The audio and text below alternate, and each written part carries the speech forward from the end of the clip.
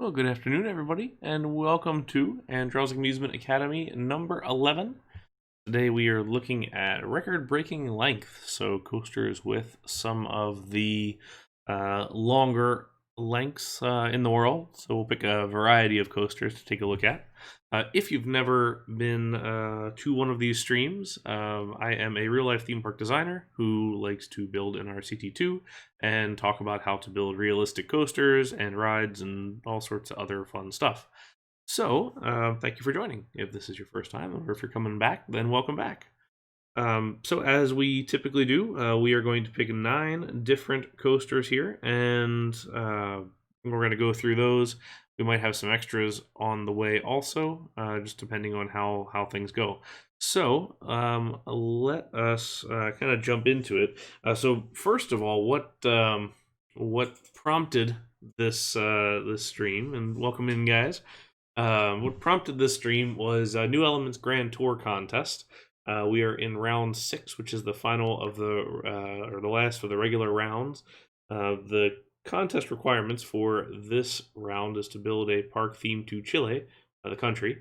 It needs to be on a kind of long and narrow map, and it needs to have a coaster that is over 2,000 meters long, which, it strikes you as long, but until you really get building it in game, it's hard to understand just how long that is and how hard it is to make pacing go properly and everything else. So it's a fun time, definitely a challenge, I would say. We're not going to go 2,000 meters on every one of these. If we do, then cool. If not, then that's totally fine. What I want to do is just kind of showcase the coasters out there that are the longest in the world. So if we jump over to our handy dandy coaster database, these are the current 10 longest coasters in the world, wood and steel together. At the top, Steel Dragon 2000 is kind of far and away the longest one by quite a distance, and it's been there for some time, since the year 2000, actually. It says 2006 there, but that was after a period of standing but not operating. We also have the Ultimate in Lightwater Valley, the homemade coaster by British Rail, of all people, and plenty of other ones on here. So it's going to be pretty exciting. I am happy to say that I have ridden 8 of the 10 of these, so I can at least say something about most of them. So it's going to be pretty cool. We're going to kind of start at the top and work our way down. If we jump back into the game, I can kind of show you what we're going to work through. So first of all, we're going to do a Morgan Giga, like Steel Dragon 2000. Then we'll jump over and do something like the Ultimate, which I didn't name properly. So we'll just call that the Ultimate. Spelling clearly not on the docket for today. Then after that, we'll look at a classic wooden coaster like the Beast. Then we will look at Togo, like Fujiyama, of some kind. We might bring in some Bandit influences in there, perhaps, if you're familiar with your Togos. Then we'll look at a Giga coaster from B&M, so something like Fury 325. Then we'll look at the Intamin hydraulic launch, which is currently not loading the train properly, it seems. We may have to restart our game for that. Then we'll go over to a modern wooden coaster, something like Voyage, perhaps. And then we're going to go back in time and look at a closed world's longest coaster, former world's longest coaster. This is a Daidarasauras at Expo Land Park, which has a really, really fascinating history. If you're into coaster and weird history, stick around for that one because there's going to be a lot of fun stuff to talk about. And then lastly, we're going to look at an indoor coaster. The longest indoor coaster in the world is currently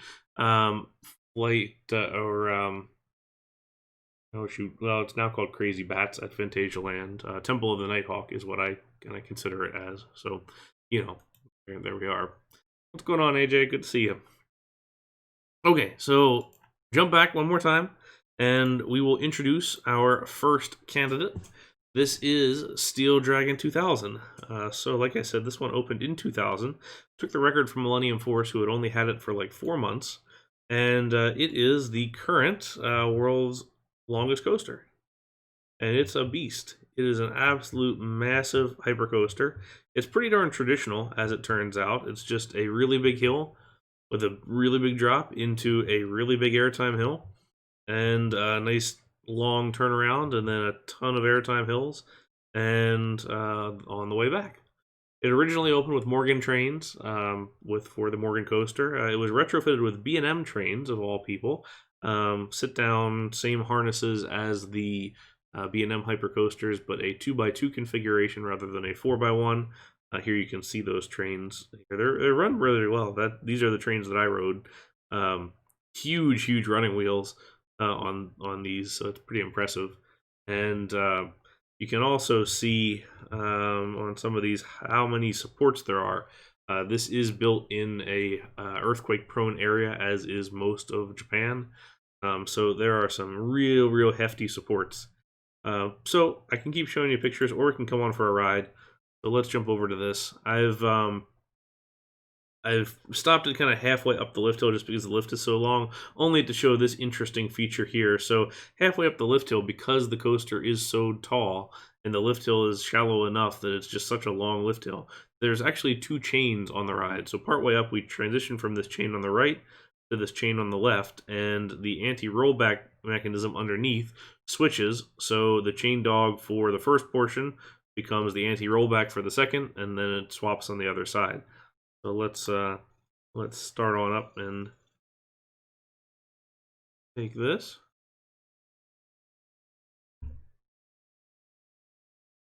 Yes, bigfollows.com. Yeah, I don't recommend you click that link. I would say if I knew how to remove that, I would.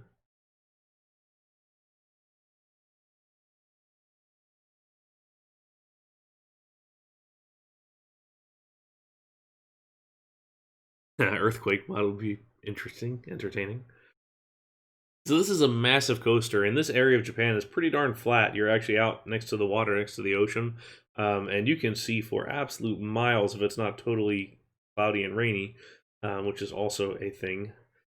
But here we are, down our 300+ foot drop, and into this airtime hill, which is 262 feet. So this is one of the tallest hills on any coaster, and it's the second hill. So definitely showing a lot there. And now we enter into our turnaround section, which is typical of most Morgans. To be honest, this is really just a big Morgan coaster. That's sort of the standard layout of what they do. So it's pretty good. It is smooth. It's definitely a smooth ride. You get your occasional bumps here and there, but honestly, I've always found the Morgans to be quite smooth in general, and this one is no exception. This is a little bit of a disappointing kind of thing. I mean, you're cruising at really high speed, but the corners are so big that it's just kind of moving fast. Fast doesn't do so much for me. I prefer to have elements. Really long brake run here, scrubs off a fair bit of speed, that you can see.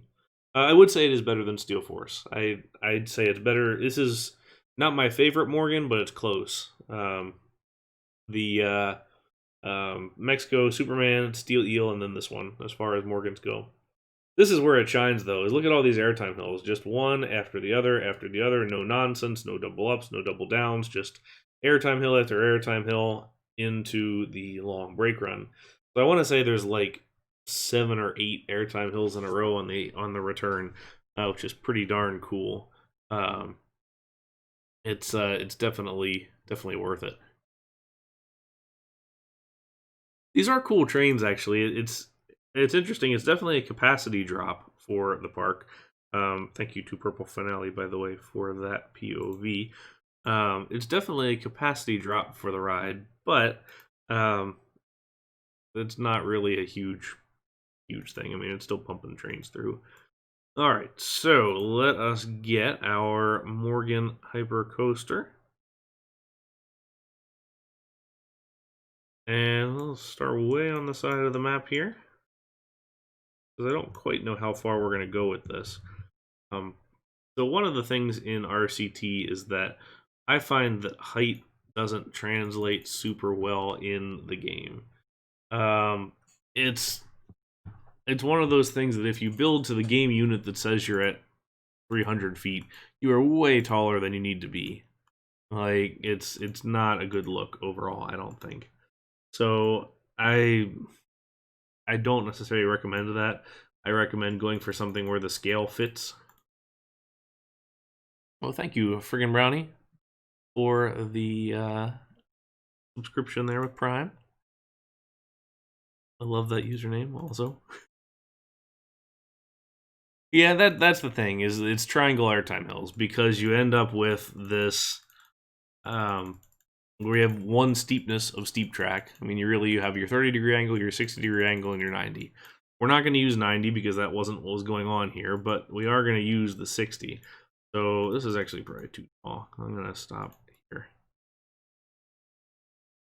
So we're kind of here at least, and what we can kind of do is, there's a couple of different things. You can always start like this, but in my opinion, that's a little bit too far. So we're going to do this.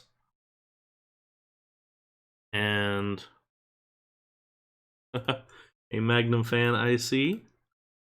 And so we're going to do that. It's a little bit of an awkward slope, but if you look at a lot of Morgan coasters, that's what they do. And then we will use the big thing here.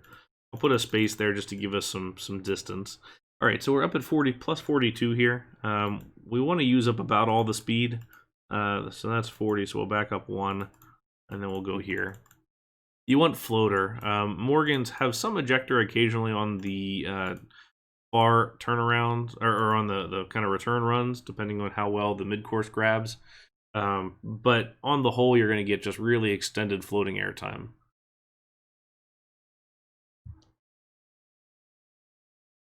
So let's go ahead and test this while we're at it. We're going to go with we can either go with the 5-car train or the 6-car train. I think I'll have 6 cars here.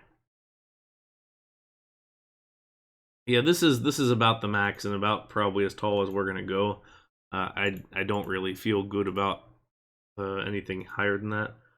We'll jack that up to 6 miles per hour.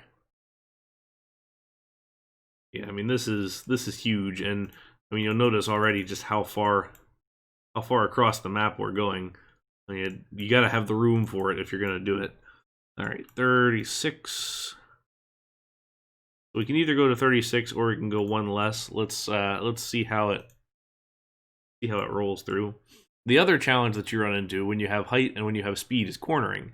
So Morgans are well known for their giant helixes on turnarounds. You can't do that. We have 4 sizes of corners, and none of them are terribly large, even the largest of large. And our diving corners especially, we got 2 options, and neither of them are very big. So you end up with a sort of questionable.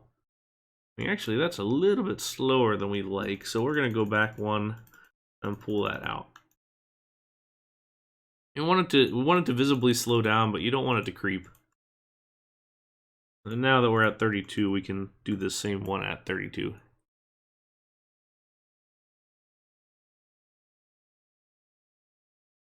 And so one of the things now is just trying to figure out the best way to transition ourselves into our turnaround. So we can always kind of start here, up at the top, and kind of come down with a diagonal something.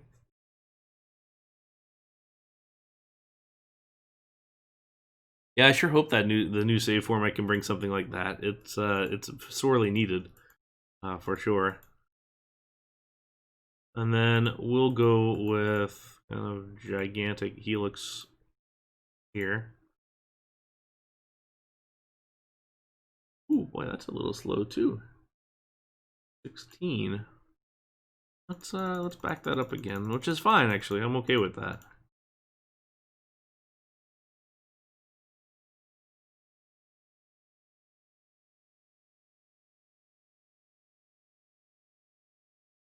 To be honest, I have no idea what that is. So you will have to educate me on what a vaporware is. Spline bays would be unfortunate if for RCT. I'm cool with that in other games, but I think RCT has got to rely on the grid still.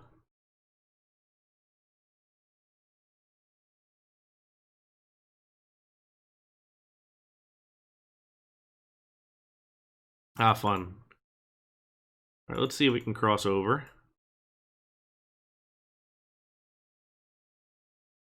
Which we can.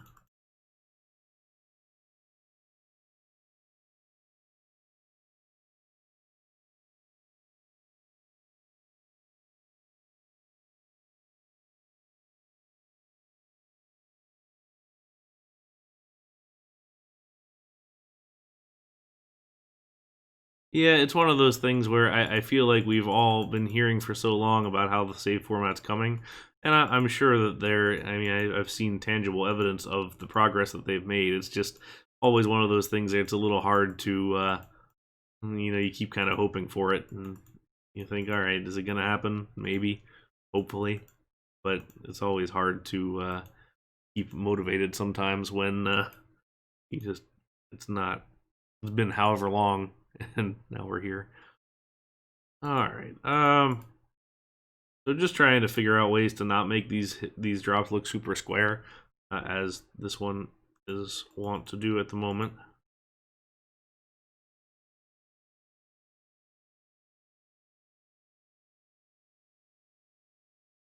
See how this pacing goes through. I mean, your stats are going to get screwed on these fast corners, especially, but that's kind of a so be it, unfortunately. And we want to go pretty darn far before we get to our block break, because this lift hill is just so massive, even at 6 miles per hour, that by the time this guy goes out, not to mention if you even have any kind of a pre-lift, that the mid-course is going to be almost useless unless you really get some good height to it. So let's hope that we get there.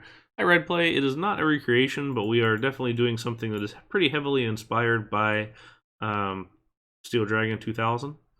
So not a full recreation, but definitely not a definitely inspired by.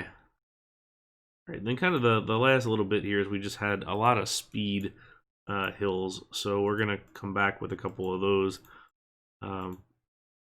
through here.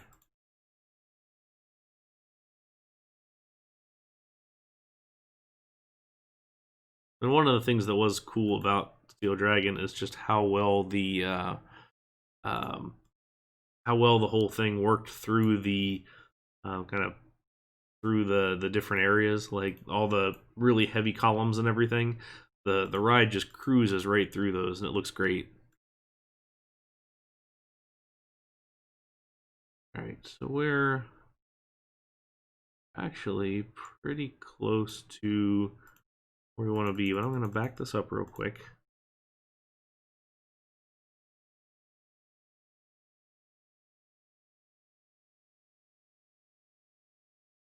Oh, hey, thank you very much. I appreciate that comment. I'm glad you could stop on by and say hi, and I appreciate that. I wanna do something decent with all the time that I play RCT. So hopefully that's sort of the goal, is to see if I can't make some decent content out of it. I'm glad you're getting something out of it. So I do appreciate that. Thank you. All right, so let's see if we can get to this height. So this is 17.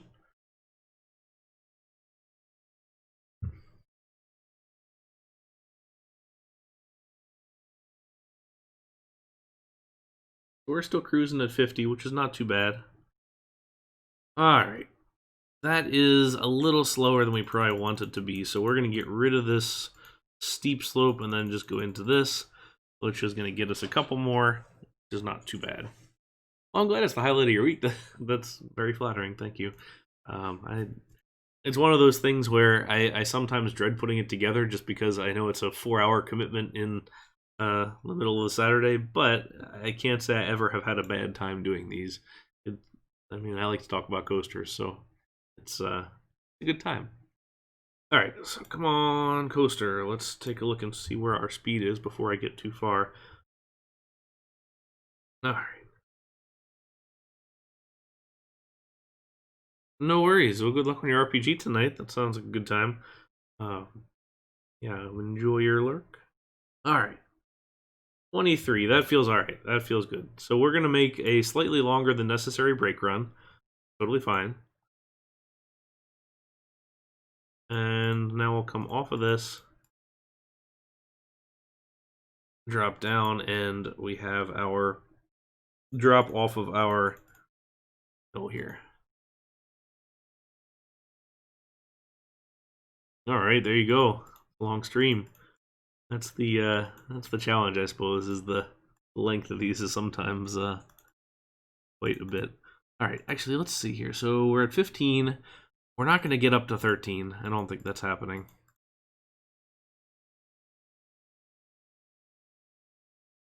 So let's can do 2 of these, and then now I think we're at that point where we have to start looking at shortening up.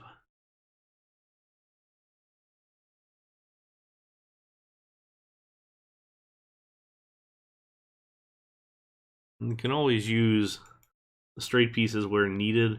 I put them in with the large radii drops on this first portion just because I wanted to make sure that we at least had some kind of coverage there. But I don't have them on some of these other ones just because you get a nice smooth arc. But I think I kind of want them in this place just because of the way that this slopes down to these. So let's not forget to drop in our brake run here. We're going to put brakes on the whole thing. We're going to make it nice and wide open right now, and then we will put a block brake here. But we'll see. Actually, that is a fun idea. See if everybody take a guess at where we're going to land on length here, and we'll see what we end up with. I have no idea.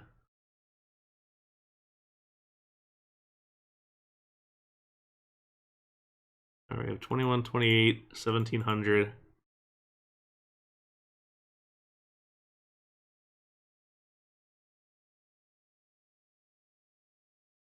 What do we win? Name a ride. Okay, yeah, let me change this one. Sometimes it doesn't. Prometheus. I like it. All right, so we got 1, 2, 3, 4, 5. And then let's do 6 here just to really shorten up these final hills.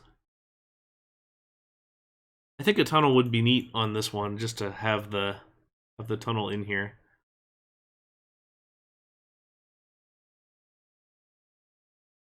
All right, and then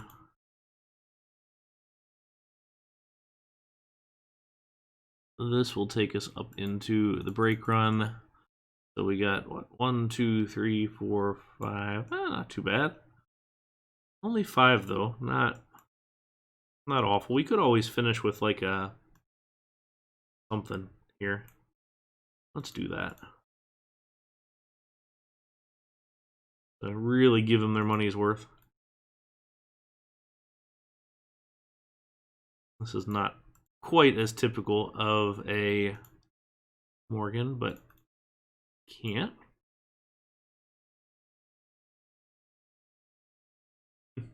Yeah, you've been cranking out the all the Morgans and the Togos and everything. I've enjoyed watching what you're putting together.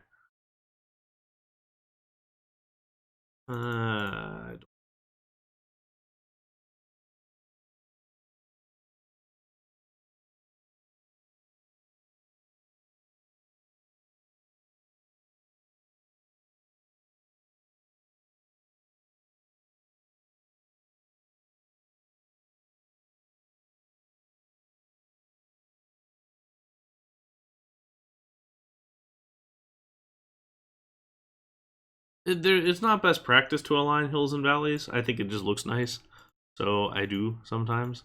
But it's definitely not a requirement by any means to do so. All right. Well, let's call that helix the end, and then we'll do kind of stupid large brake run here. Work backwards. Actually, we'll do block brakes here. Brake, brake, brake, brake, brake. Morgans tend to have really long brake runs, which, for various reasons. We'll have that as sort of what would be the diagonal brake run of sorts.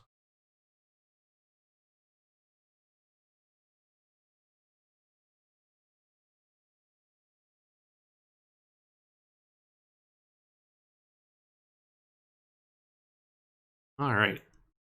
1, 2, 3, 3. Let's go. See how this is. That our proper color scheme in honor.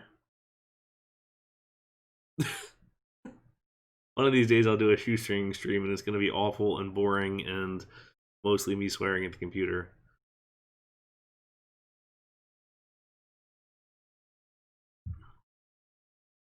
Need about one more square there, or one more length of tile, and I would do this as the transfer track, the diagonal.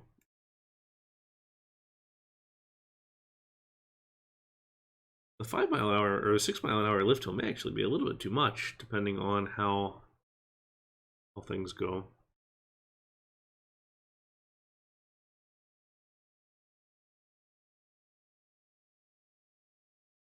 Good floater over that. Let's our speed checked. Nice floater there. You really don't want to be much over the 30s when you're going over the airtime hills for that nice floater airtime.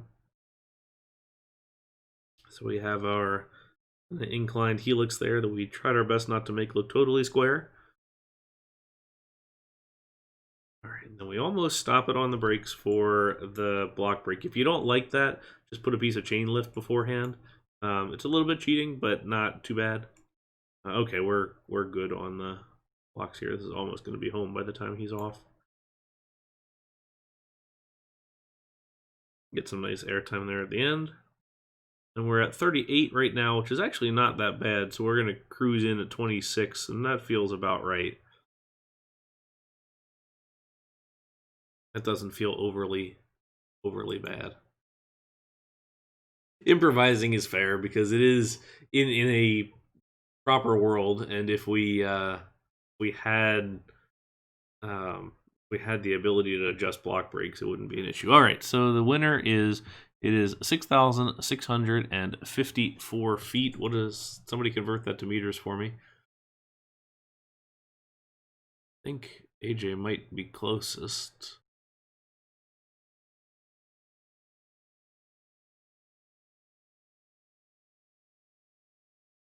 Okay, so yeah, I think AJ, you win. Well done. So not too bad actually. So that is, we'll call this one. Actually, I like Prometheus. We'll keep that. I was gonna call it Steel Dragon 3000, but that's less clever. There we are. Exactly. Now theme this to Chile, and you've got yourself a coaster. Alrighty. So there we have it.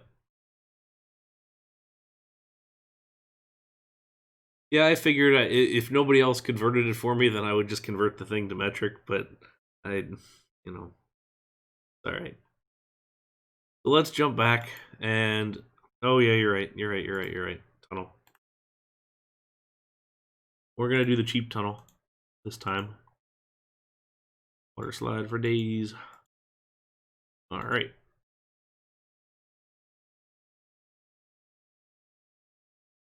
How many glasses of wine can you finish? I don't know. What's the over under on that? I will say for the last couple of days, or the last couple of streams, I have not had any of the drinking, or didn't have to drink because I have not forgotten to turn it back from RCDB to the park. This is gonna glitch like hell, and I understand that. If you do proper tunnels, it won't be a problem. Okay, so we'll do 2 airtime hills within the tunnel.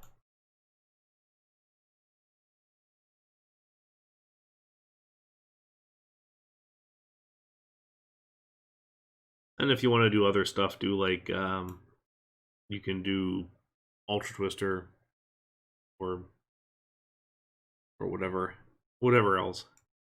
All right, next up, so that is one down. Next up is a fun one. This is the Ultimate. So the Ultimate's been around since 1991, and it has a heck of a history. It was designed by a company called Big Country Motioneering, who did a couple of rides in the UK.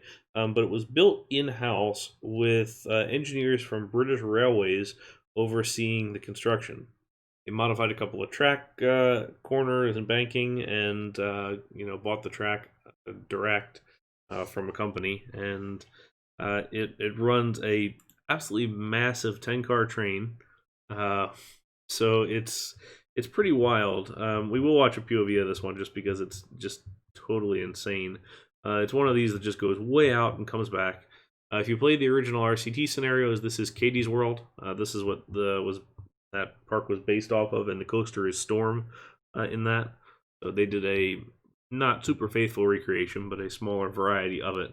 Let's jump right in, just because I think the video is crazy. Let's find our Coaster Force POV.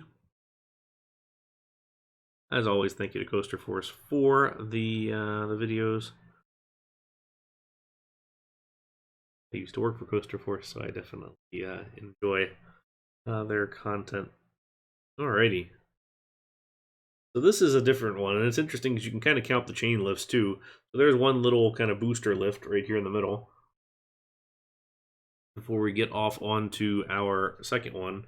Looking at the supports too, a lot of the larger supports, so like this first lift hill is wooden, but as you get further on, there just aren't really supports because the land is raised up to the track. So really you just have track to column and right down to footer. It would have to be up there. All right, we're gonna skip through all of the chain lift because there's so many of it. So here's where it gets weird, because you can just see how the ground was modified to go fit everything. So we have this like reasonably steep first drop into a pretty tight pullout here, actually. And then it's really just, I mean, you can kind of see the British Rail going on here. It's just a railroad, pretty nearly, with hills. We have almost sleeper ties underneath some of the things here instead of full-on concrete footers. Not really banking to speak of here. Through the trees. And then some breaking into this little weird bit right here. Oop, oop, oop, oop. So we have all sorts of these little undulations that can't do anything at that kind of speed, so you're really not getting a whole lot of anything. I highly recommend looking at Google Earth with this one, just because it's kind of crazy to me how the park is just so compact on the one side, and then this just goes off for like half a mile and turns around and comes back another half a mile. It's a pretty crazy thing. So, all right, let's get ourselves up. This is chain lift 3 for those playing along. There's chain lift 4. Actually, I take that back. That's an anti-rollback. Here's chain lift 4.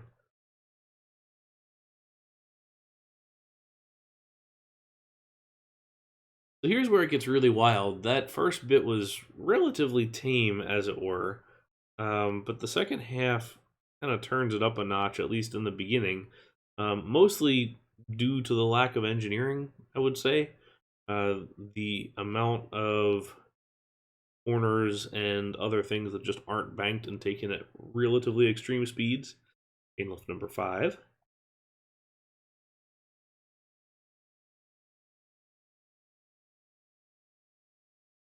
So this is one that's always on the risk list of coming out, just because Lightwater Valley is sort of on edge of closing at some point. So I am supposed to go to the UK this year. Hopefully I'll get to go next year. I am dying to ride this coaster. All right, so here we go. This is about to hurt. So wham into this fast corner here over top of this little mound. Really staying right along the ground. Again, more railroad ties and fast cornering. Through the trees. Don't hit a deer, which has happened on occasion.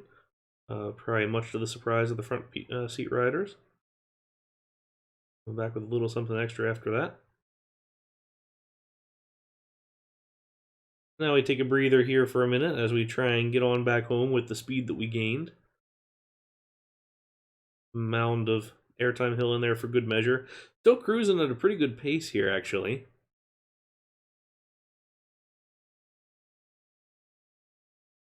Then we get up to a point here where we're going to have some little crossover tunnels, which is interesting. So here's a nice little brick tunnel that was built, and we wrap around and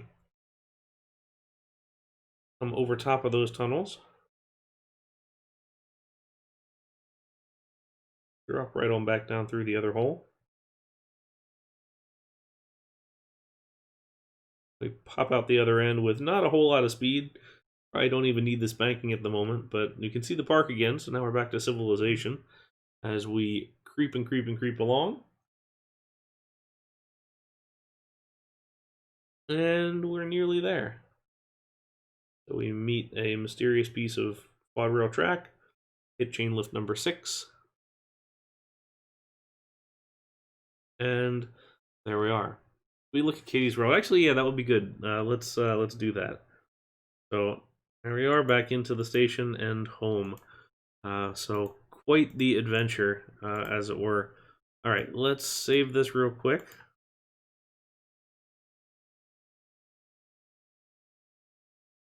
So you come back with some bruised ribs and some other stuff. Oh, you're right. After I was talking up how I was able to do this without doing shots. Nope. So much for that. All right, Katie's World. So this is a semi-approximation of Lightwater Valley on the whole. So they did have a Kari Pro Bat Flyer for a while. Underground over here is a Runaway Plumber, which is a Schwarzkopf Wildcat. That's actually in a building over on the side. It's themed to look like it goes through the sewers. But here is Storm. So this is our ride of choice. And you can see they kind of have it. It's not too bad, but let's have a look.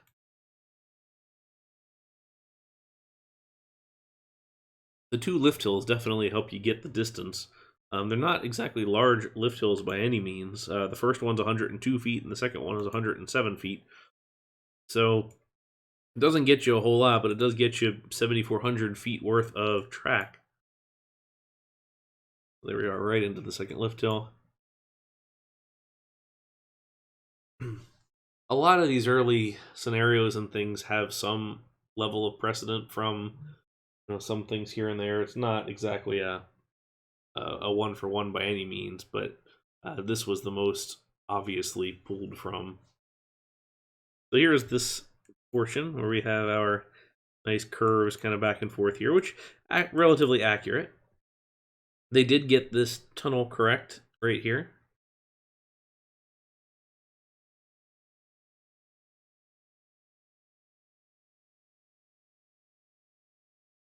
And there we go. And, you know, appropriate to what I would expect, very high on that intensity rating. So let's go try and build one.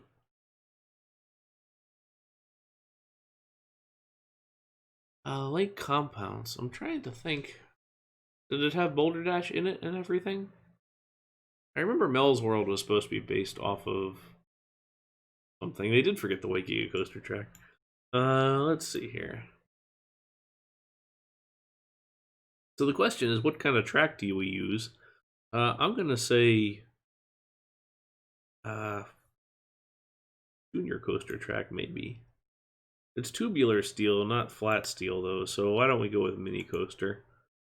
That'll at least let us bank those corners, even though we probably don't deserve banking. Alright.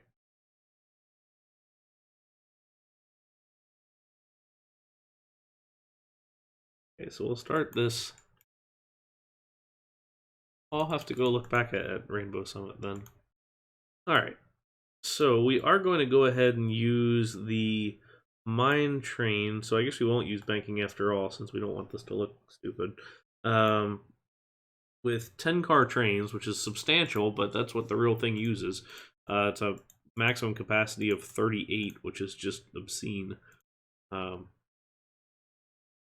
There is a modern mine train, but it's a 6-seater. And I kind of want to do the 4-seater just because I like the seating arrangement a little bit better. Alright. We'll give it a little bit of something there at the start. Go.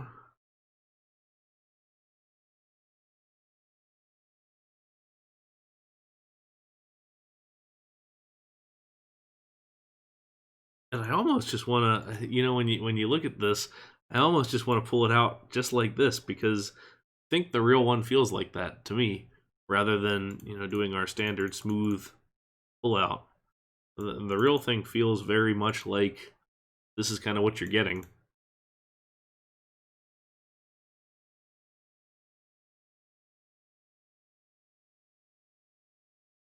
So, you know, not doing smoothing in there feels sort of like, okay. We will put some terrain in here once we're done with the whole thing. Our gigantic train. I have to imagine the backseat rides in this must be just absolutely crazy. Hey, Mav. Yeah, we are. We have not looked at your park yet, but we'll jump in there in a little bit.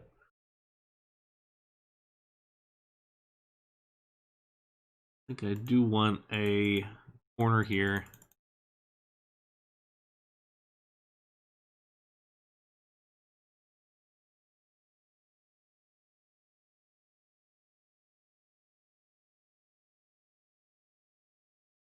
It's I always find building aero coasters and building other Vekomas and things like this um, um, to be a little bit difficult to build, like, specifically to be janky and not like a proper design. Um, I'm doing an inspired by, like, I don't want to call it a full recreation, so I'm trying to be at least a little bit different with it.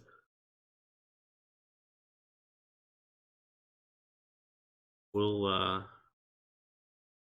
I guess they did bank some of these. We'll bank this one here. It has a little bit more.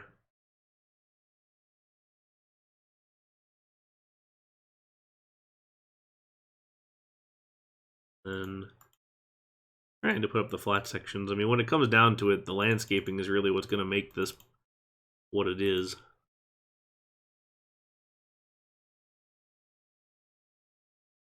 All right, that's fine. So let's do this, and then we did have some breaks just before this point, and then we can do the stupid little hills.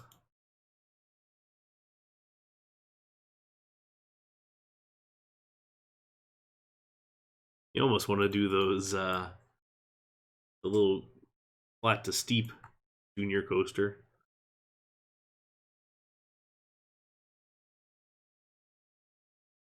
All right, the penultimate. I'll try and I think I have to have them renamed, like, within brackets for it to be able to do that automatically. I'll try that on the next one, and then somebody can do it and see. All right, and then we'll start our hill here. Go ahead and make this a. Actually, let's not make that a block break because that's gonna end poorly. All right, so our first hill was at 16. So we can do this one at. Let's just figure out whatever's going to get us to the ground pretty nearly.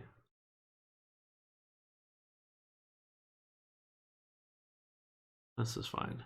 Okay. Turn off that chain lift. Give it another little chain lift here.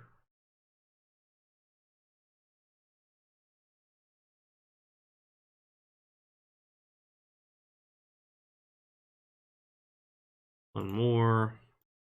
I did notice there were brakes right at end here. Open those up just a little bit. They may grab the tail end of the train depending on how fast we go here. And I'm not going to smooth it either. We'll keep it just like this. I just feel so bad doing this kind of a hill. It just looks so awful. Oh my god, the speed. It's so terrible.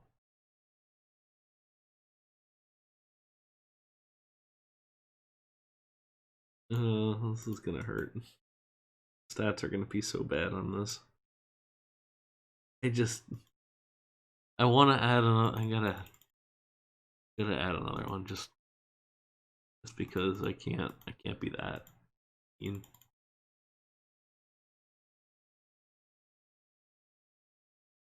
definitely a yikes. Okay.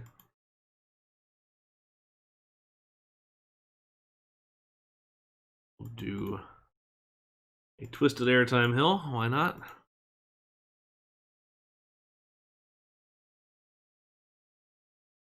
A little bit of banking in those parts.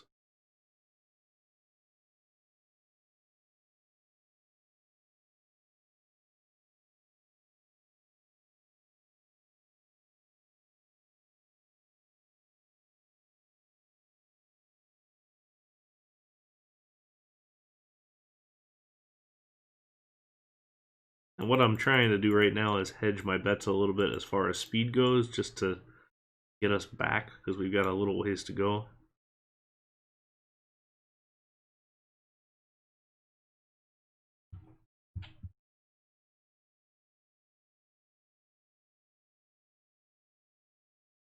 Let's see what this is going to do speed-wise.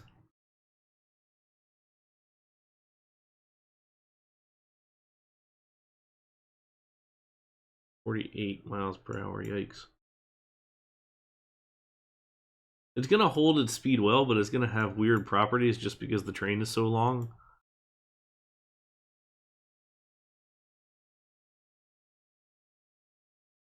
Yeah, I pretty much need to put like a disclaimer on this one, like, do not build coasters like this. Like, I'm having such a hard time just leaving straight sections, because I just don't want to do that. It just feels so incorrect. Yeah, do not try this at home. Like that. This is where it was kind of following along on that roadway. Had our couple of hills coming along.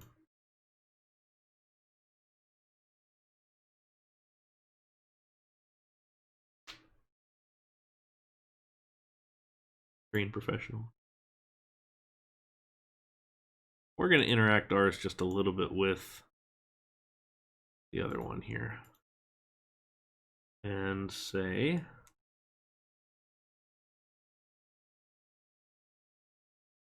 because I almost want to make that the diagonal. Hmm.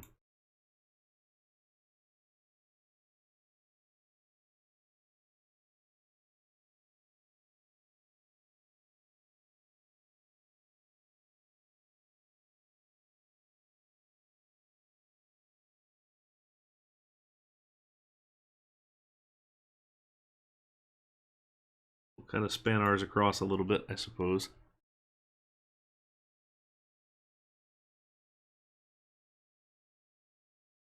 And then we did have a little bit of banking at some point.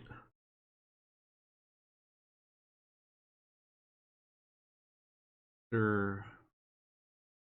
Back this up just a little bit and go slightly taller. Not that far taller. 7, perhaps 7.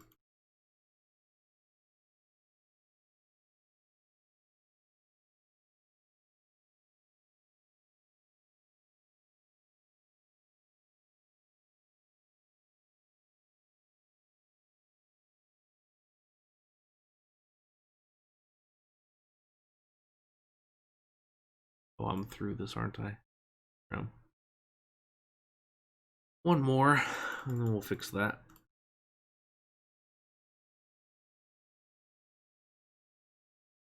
Would be kind of neat if you could set it up so they passed each other.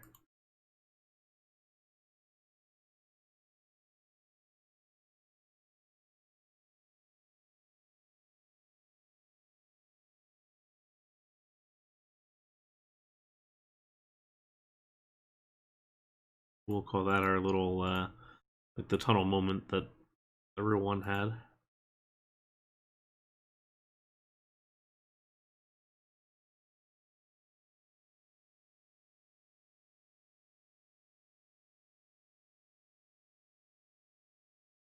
Now we're still so far from the end. Holy crap. We'll start taking guesses now for total length, if you want. Let's see how far we are. I will give this one some banking. The ones that I'm giving backing to have very little rhyme or reason, by the way. A lot of it's just kind of how I envision the directional change. Alright, so we got 7,000, 2 7,000s. I'd play, feel free to select a different one if you want to be different there. So 10K, 7K, 2 7Ks. See where we land.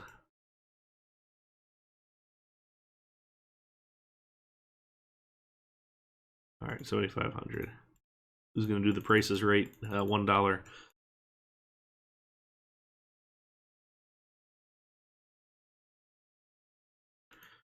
That will be... I don't quite want to stop the hills just yet.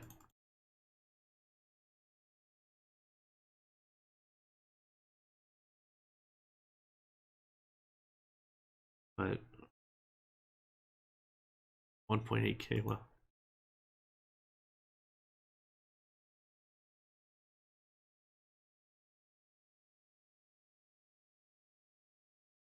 Well, that's how I'll show you in a second when we look at the Voyage one. I did a Morgan or a Gravity Group hypercoaster, but big wooden coaster the other day to show that we could get 2,000 meters relatively easily with decent pacing. And what I ended up doing with that one is just making the whole thing with this huge pre-lift section, or well, it didn't start with a huge pre-lift section, but it ended up being kind of there. All right, let's see here. So we have this. We'll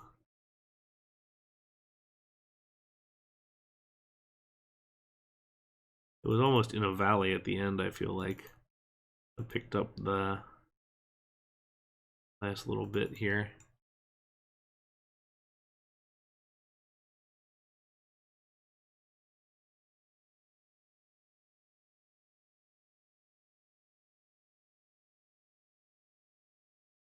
That lines it up. Put a couple of these like little dips in here. Man, if this is anybody's first time or they just tuned into the stream, they're probably wondering what on the hell we're doing.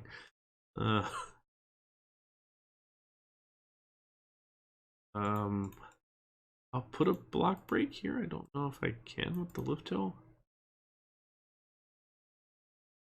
See if we can.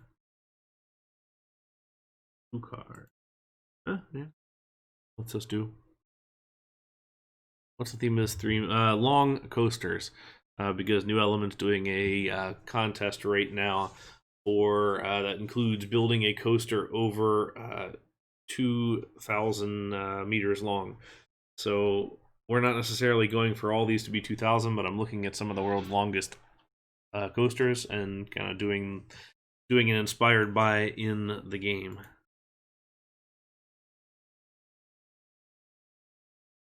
Okay. Honor of Storm, we'll go ahead and that.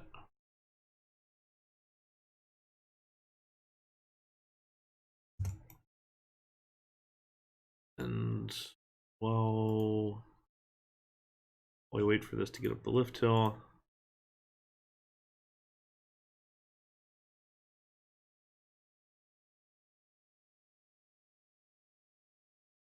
Oh shoot. Put it 1 south. That way I don't have to deal with it.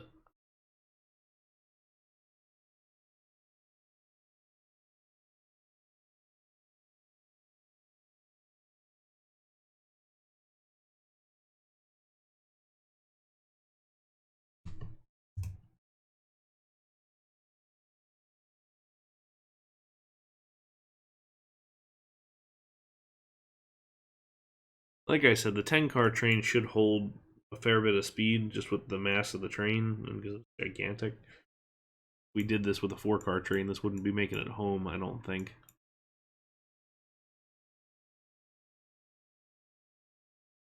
All right, any more length guesses? We've got 10,000 plus, I would call it 10,000, 7,000, 7,500, and 6,000. We're at 30 some miles per hour here, kind of chugging to the end. Not too bad. 30 miles an hour here, and we'll actually pick up some speed here at the end.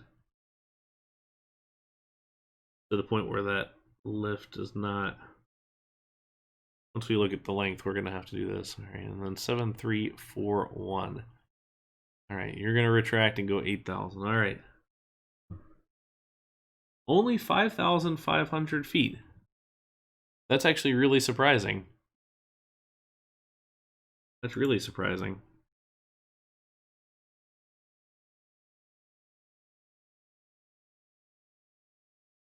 Huh. Yeah, yeah, everybody overbid. So let's trying to see what we can do differently here. Yeah, it doesn't necessarily have the height, you're right. I would almost like to get it over 6,000 just to get it to that point. I feel like we missed out on a lot of this airtime hilliness of stuff.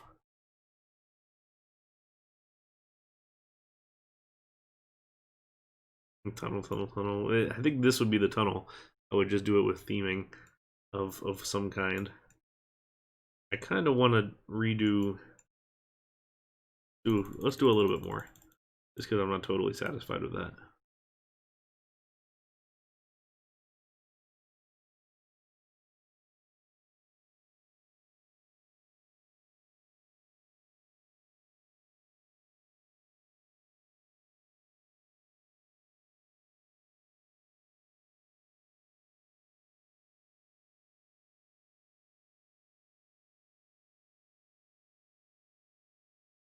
Level off there. 2.2, there you go, wow. Did you put a big pre-lift on it, or what did you end up doing?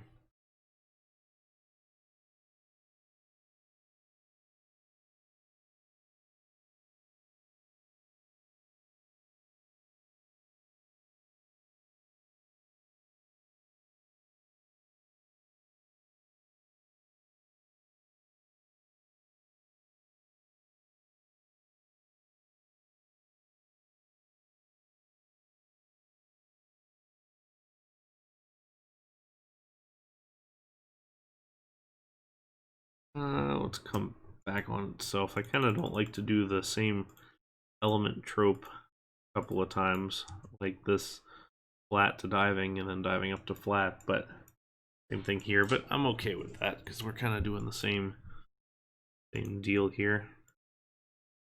All right.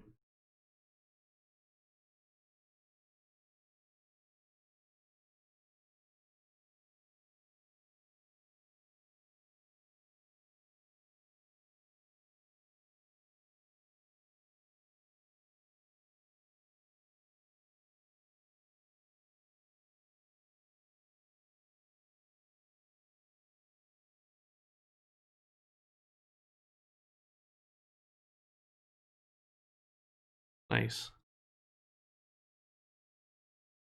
There you go. That at least got you to the length that you needed. All right, then we'll put this down to 5, get this across, and then I want to add one more straight section here so this hill is centered on the hill, or on the element. 1, 2, 3, flat, 1, 2, 3. All right.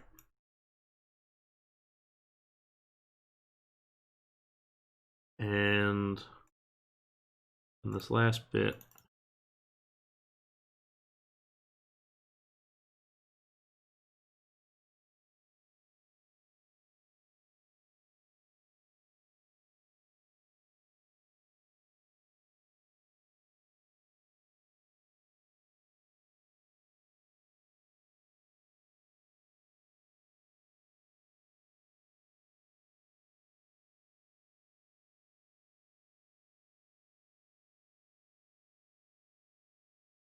let's do this, and I kind of like these little final humps down to the final turn. Just it feels appropriately janky for what this ride is doing.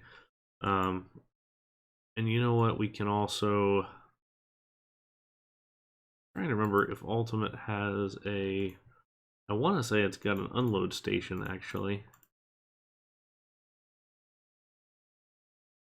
Which would give us some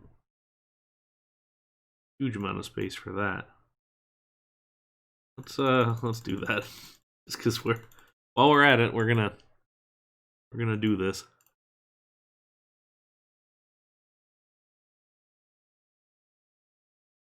Okay, exit station.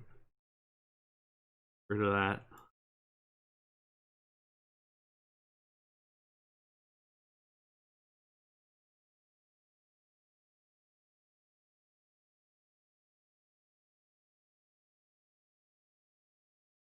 So this was intended to be that, just with the other one passing through it. I could probably do something else to it if we really wanted to get to that.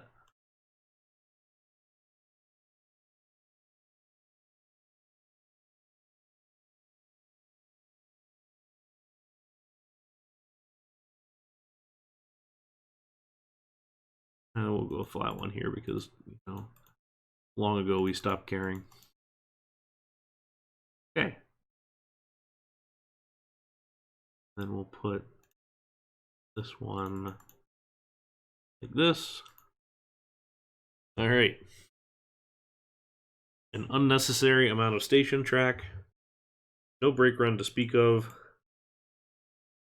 Ah, shit, that's a problem. No brake run to speak of. Eh. So it goes.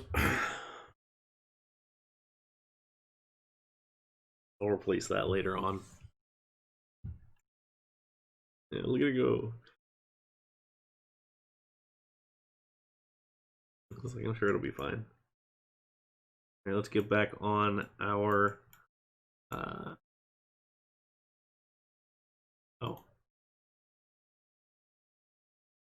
Train one. Watch that do its thing while we build our second.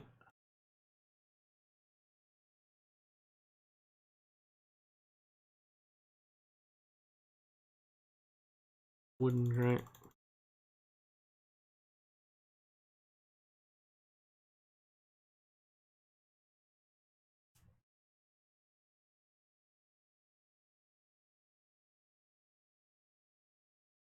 All right.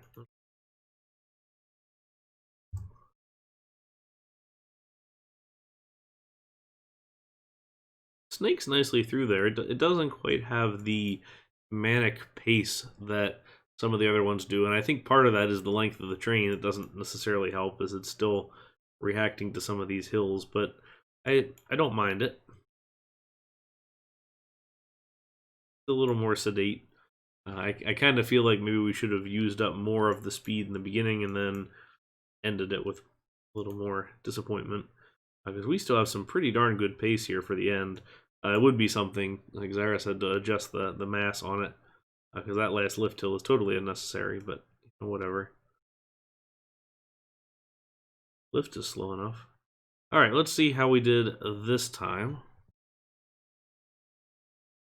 Oh, and thank you, Nerdy Beer Castle, for the follow.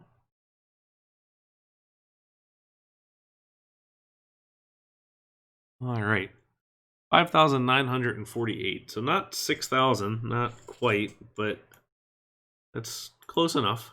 We'll take it. But I'm gonna run out of map on this one. Yikes. Okay. So there we have it. I don't quite want to do terrain on this one yet in case I've got to move it later. Let's save. And let's see here. I think... oh, we'll wait a minute to go and take a look at some of the other... I've got a couple of other parks that I'm going to pull up this stream just to go look at that. Okay, so Beast. Beast is our next one. So this was more or less an in-house thing. So Alan Collins and Jeff Gramke were the original designers for this, in conjunction a little bit with John Allen. And then Charlie Din is the builder, who you may recognize from Din coasters. So this is the world's longest wooden coaster, and has been for some time. It 1979 is pretty substantial. The only good Din coaster. I may controversially, I may challenge you on the good part. Um, I'll say this: it is an incredible coaster, especially at night. The problem is that in order to make this a reasonably okay to maintain ride, they have trim braked the hell out of the thing, and it is a shell of what it could be doing. That's my biggest complaint, is there's just so much brake run that the speed gets scrubbed off so hard, even though it still cruises through some of these areas. It's just such a slow process getting through some of these areas. That's my biggest thing. Is yeah, it's always had trims, but it hasn't always grabbed as hard as they do. I can definitely tell you that in the 15 years I've been riding it, it's definitely gotten worse since. So let's. Wasn't planning on doing a POV of all of these, but I kind of might as well. All right.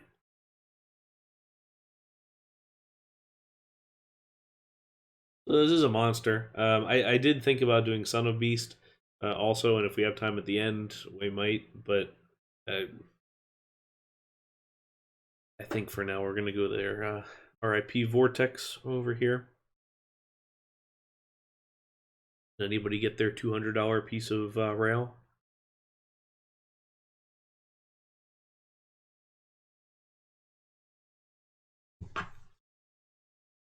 I had it in my cart the other week. Kings Island did a re-release of the little section of track rail from Vortex, and I had it in my cart and just sat there and looked at the price for long enough and said, I just can't commit to that. Just not. I can't. The the cost is too much for what it is. The thing, I have a piece of Kraken track rail that was cut for me during some maintenance, but I that's fine. That was free, so it's like I think I'm all right. But no credit to Kings Island, they certainly made a boatload of money off of it. I think they would have been smarter to cut even more of them. I'm sure that somewhere they probably have a factory where they can control, or a warehouse where they can control the release of them. Okay, so here's the top of the first lift, and you can see the second half sprawling out in front of you. So big thing here is then this cool first drop, and also the way that this ride uses the terrain. So we have this great first drop, trim brake down the first drop. That's an added trim brake into the tunnel. Fast corner, pretty much right off of the bat. Climbing, nice dive down into the valley. Back up. Like I said, this takes a whole new dimension at night when there aren't any lights out here and you just can't see quite as well. It's such a better ride. So here's was this long section worth of skid brake prior. Now we get into more of the cornering section, so drop down, hit into tunnel number 2 here, which is combined with tunnel number 3. So that was an added feature a little later. From what I understand, they hit too many deer. That's a problem. Continuing on along, kind of get to the bottom of the layout right here. As we bounce up to our little flat section here before we engage lift 2. I feel like the POV doesn't necessarily do it justice. Like I rode it again this summer, and it's not a great ride at the moment. It definitely has the history. It's not running terribly well, and the magnetic trim brakes really do kill it a little bit. But the fact remains, it does haul ass through this whole area. Like it moves. So definitely a ride that you need to ride rather than watch the video of. It kind of sucks to say that because it feels. I mean, I think there's a lot of coasters of that variety, but yeah, it's interesting. This is the second half, which is not the most inspired by it, but so it goes. This is what inspired most of Son of Beast, I would say, based on the helixes. So we have this nice super shallow hill where it's picking up speed, another trim brake, and here we slam into the helix. Oh, that's cool. You get to see some of the engineering drawings for that. Double-decker tunnel here. As it comes back around. Slowly getting by. Climbing up to the end brake. And there you have it. So, that's the Beast. Thanks again to Coaster Force for the POV. 7,359 feet with a 110-foot lift hill and another lift hill with a 141-foot drop. Yeah, the tunnel definitely does feel really, really close. Really, really close. Also, one of the stats to look at here: $4 million bucks. So cheap, so cheap. All right. Yeah, the fall photos look great on that ride. Okay. So let's figure out how we want to build this, because one of the considerations is the terrain, which is going to look a little bit janky, I think, initially, because we're going to build this maybe a little bit higher up than it ought to be, but that means we can adjust the terrain here a little bit later. Let's go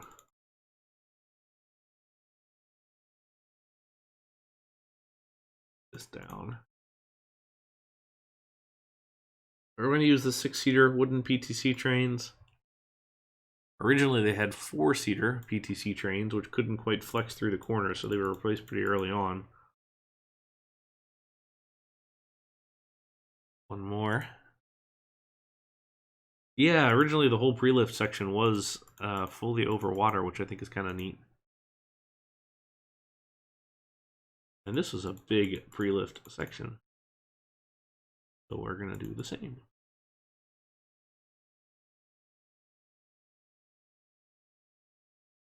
Yeah, it's a little bit of a shame that they ended up draining it to that. Okay.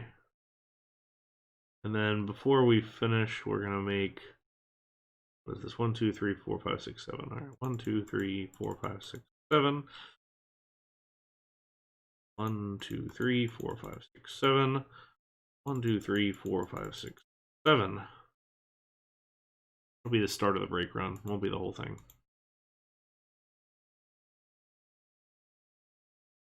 Yeah, that is one of the perils of riding this coaster at night, is the bugs.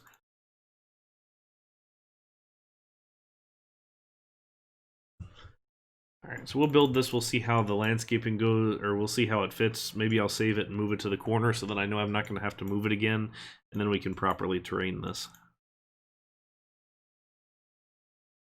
Okay. We'll start with that height, and we're over here at +8.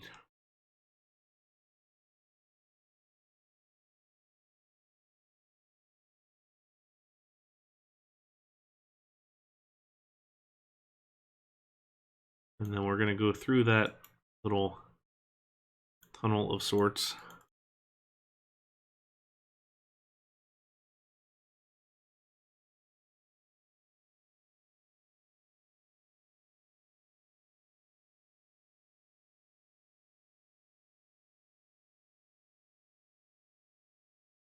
Then the whole thing did climb again. So why don't we do this?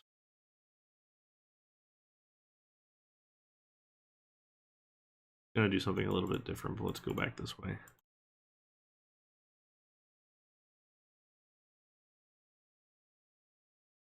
Yeah, the mayflies at Cedar Point can get so bad.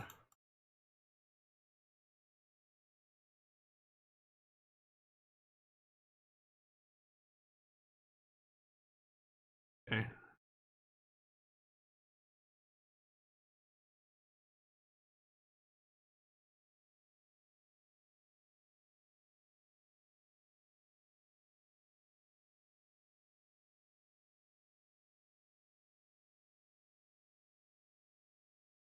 Put some banking on that.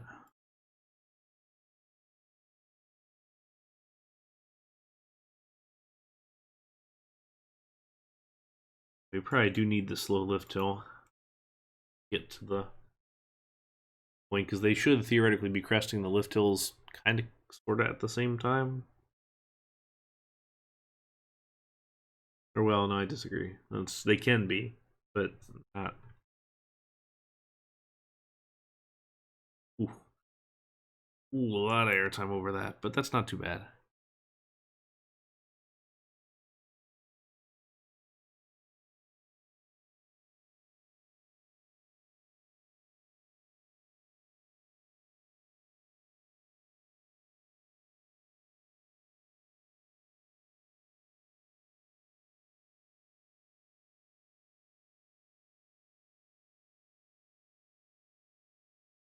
Kind of call this the skid brake run we had if we wanted to put brakes in there, but I'd almost prefer not to.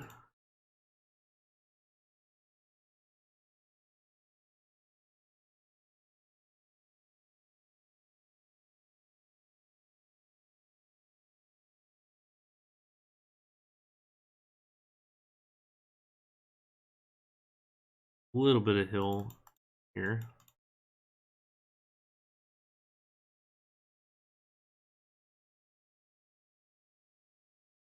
Trying to spread out some of these corners.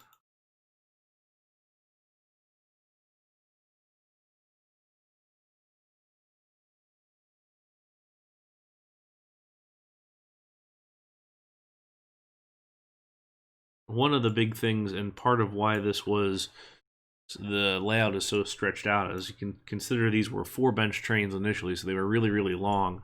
So the ride never changed direction in 2 ways, so it didn't go from left to right or right to left before the entire train was straightened out first. So the train was never going in 2 different directions at once. Kind of broken that rule right here, but interesting design information.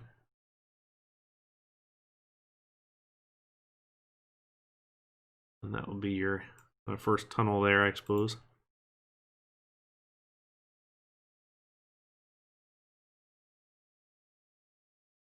That was one of those things. I mean, you can consider this 1979. You didn't have a whole lot of other information out there about what these rides can and can't do. So a lot of this was figuring out as you go.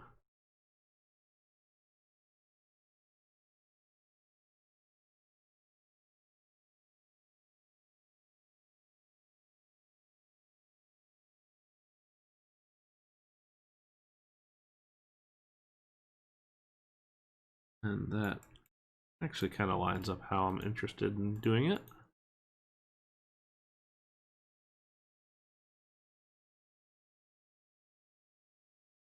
This is actually not going to be anywhere near 7,000 feet, I don't think.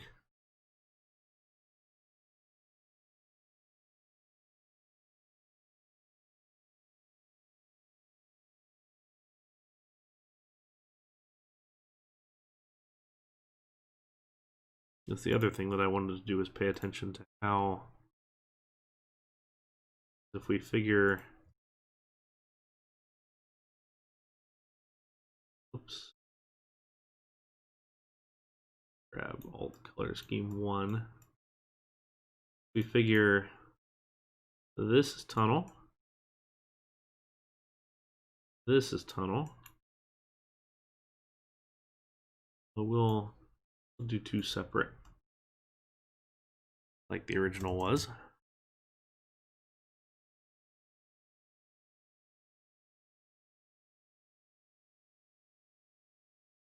kind of want to do it just a little bit more here.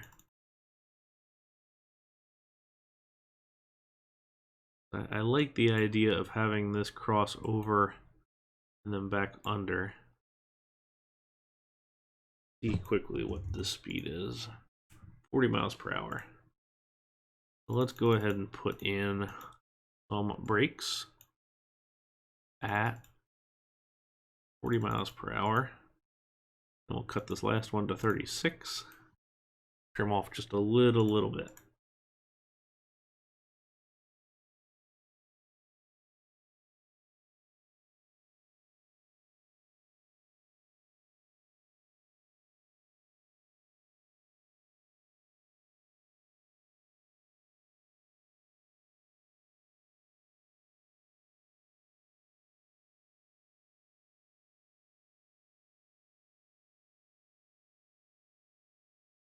That's on the wrong side.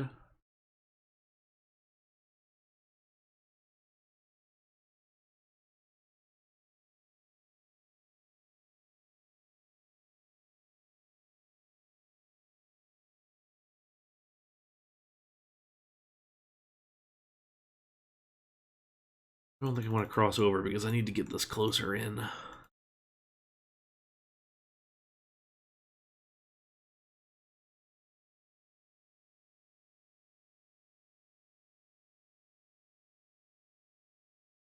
Very glad that the next one of these is going to have at least a little bit more flow to it.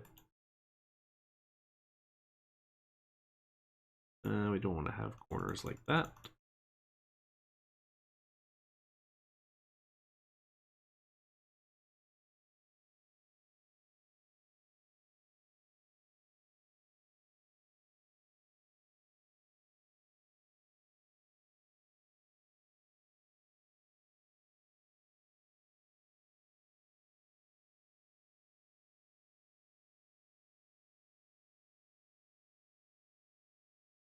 That's one over. I'd kind of prefer to be just a little further.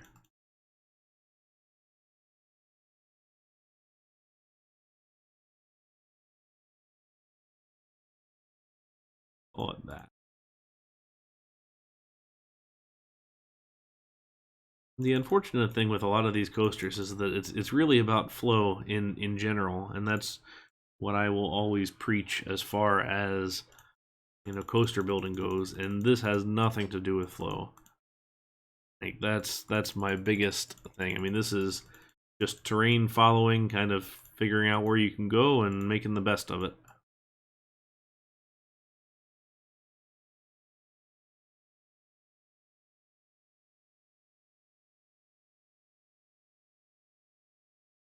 Okay.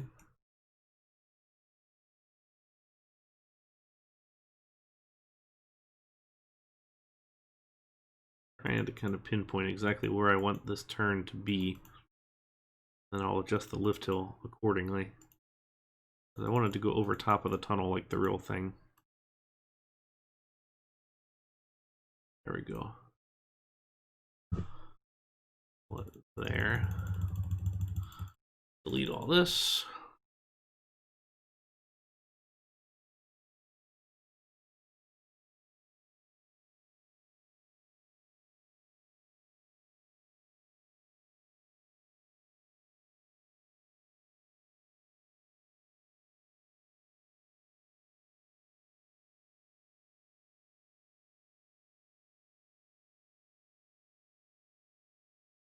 We'll start that lift hill partway up the hill.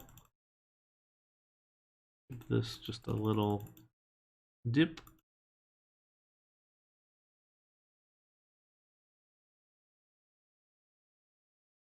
They're going. The first one was way longer than the others, which helps by the big lift hill. And then we had the ultimate, which is just kind of meandering weirdness. Granted, Beast isn't much better so far, based on kind of where we are. So my thing with this one is that I just have trouble making... I have trouble envisioning this as a banked helix. Like I've seen it done plenty of times in the game, and I just cringe a little bit. It doesn't fit well. in my opinion. So we're going to do it this way.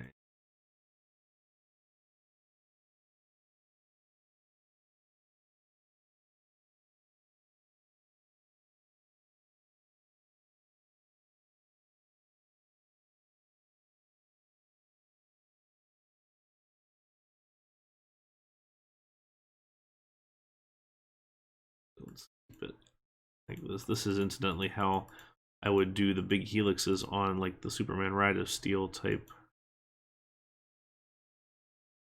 coasters. Unfortunately, you can't do it on the diagonal because you can't bank the diagonal.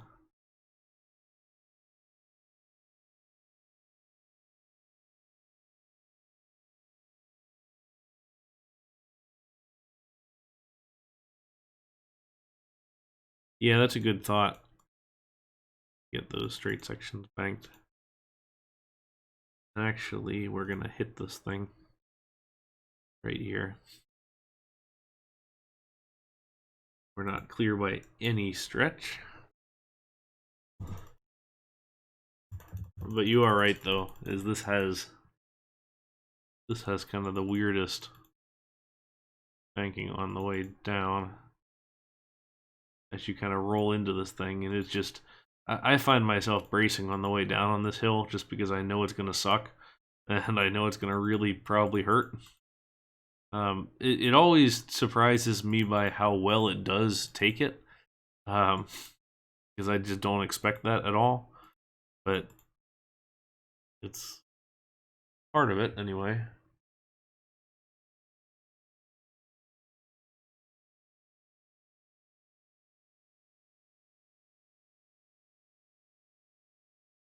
All right.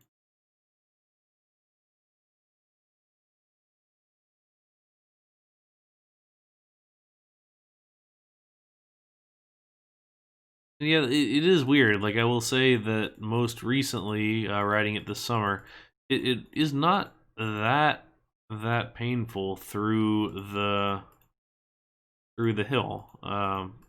Like it's one of the or through the helix. It's not one of those things that I really want to experience anytime soon again. But I didn't hate it by any means. So we'll kind of create our gap here. Gotta do a little bit of a weird corner.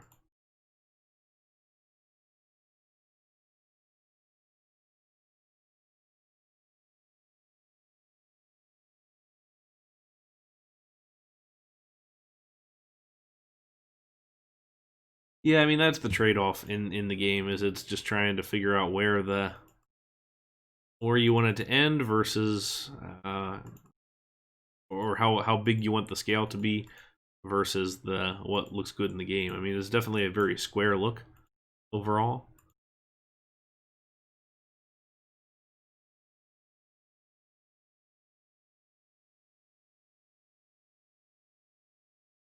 Uh, it needs to be just aligned.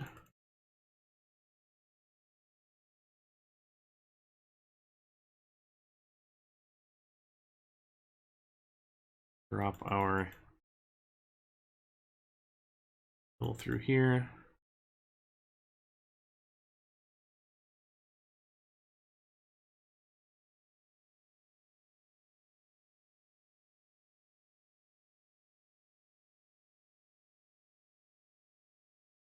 We'll add some more brake run. Okay.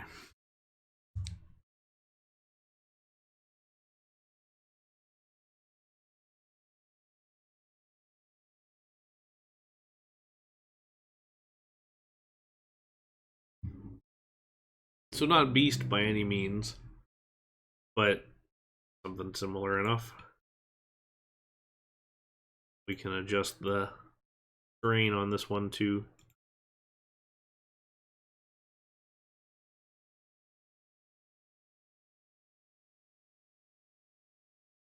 So this ride can run 4 trains and has in the past, but 3 is where it currently is.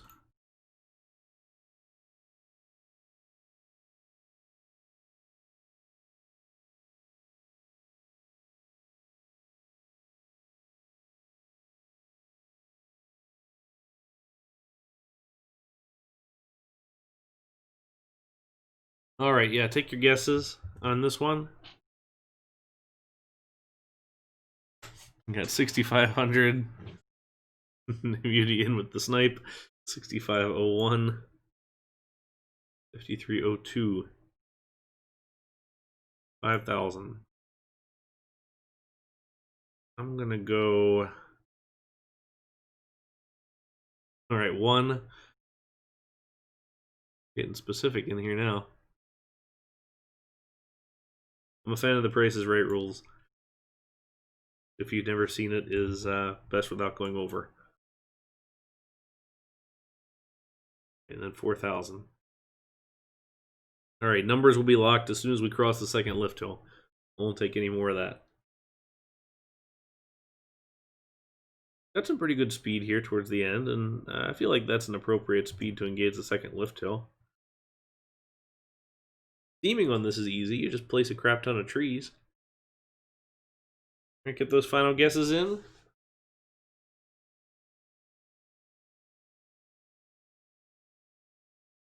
Yeah, it goes a fair bit of the way up second lift hill before it actually catches. Just cool. All right, here we go. Oof, 60 miles per hour through the helix. Too bad. Loses about 10 miles an hour through the whole thing, which we'll go for. I don't know. Here, I'll so use, if anybody names it with the thing, use 3. Just the number 3, no brackets. Granddaughter-in-law of peace. All right. A moment of truth. 6,441. All right. Who got that?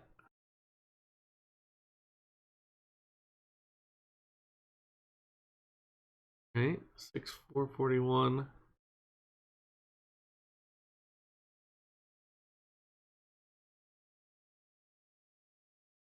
$6,500 is, yeah, without going over. Yeah, no, I think everybody went over. 5,000. Mavericks. AJ maybe again. I think. AJ, I think you're did Cactus get it?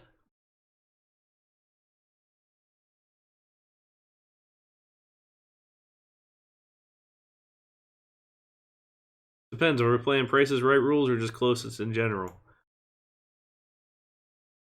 We need to stay on that one. Somebody figure out who won. 5,500. We're playing Price is Right rules though, is closest without going over, so he went over.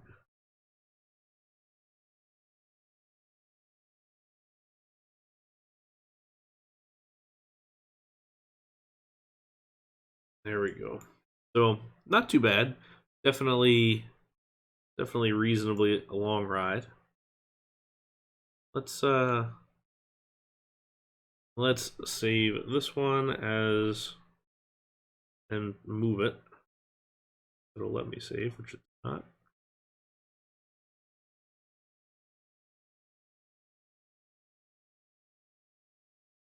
That's interesting.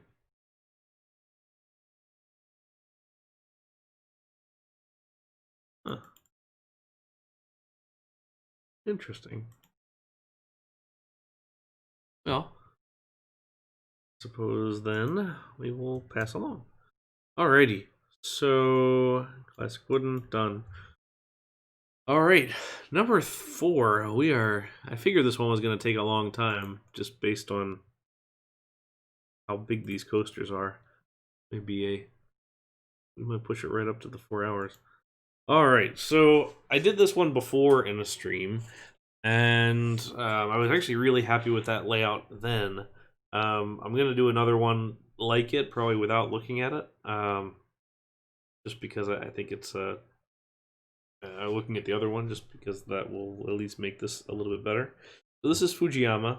This is a Togo hypercoaster with a pretty tight footprint. You can kind of see it right here, how it's all up on itself, sort of like a double out and back, with a lot of hypercoaster elements and then a lot of not hypercoaster elements. So you have these, it's a weird mix of like Japanese jet coaster versus sort of modern coaster versus kind of doing whatever the heck they wanted. So you've got like your typical flat uh, exiting the chain section up top. You got your nice big drops. You got a flat corner over here. You've got the banked corners over on this side. There's like a slalom section up the middle. Kind of here down the thing. So it's a weird ride. Let's get on Akawa Rides, who I actually really like this channel, by the way. If you're interested in Japanese coasters, Hikawa Rides, Hikawa Rides. Definitely check out their channel. They've been posting a lot of new stuff recently, or some re-uploads, but a lot of Japanese coasters, which I appreciate. So there's Mount Fuji, right? Shadow over top of this park. For as much crap as this park got, I really had a good time. The lines suck. The operations were pretty terrible, although I understand they've gotten a little bit better. But if you go and you plan to buy the fast passes and just do it, just like save $100 for just fast passes. I think we spent $120 each on single $10 fast passes. But it is totally worth it. You'll have a really great day. It's a great collection of coasters. All right, so let's take a ride. So here we're going to disengage that chain. Nice little tire boost here just to make sure we don't get stuck. And here's this drop. This is a big drop. This is 255 feet, so it's pretty substantial.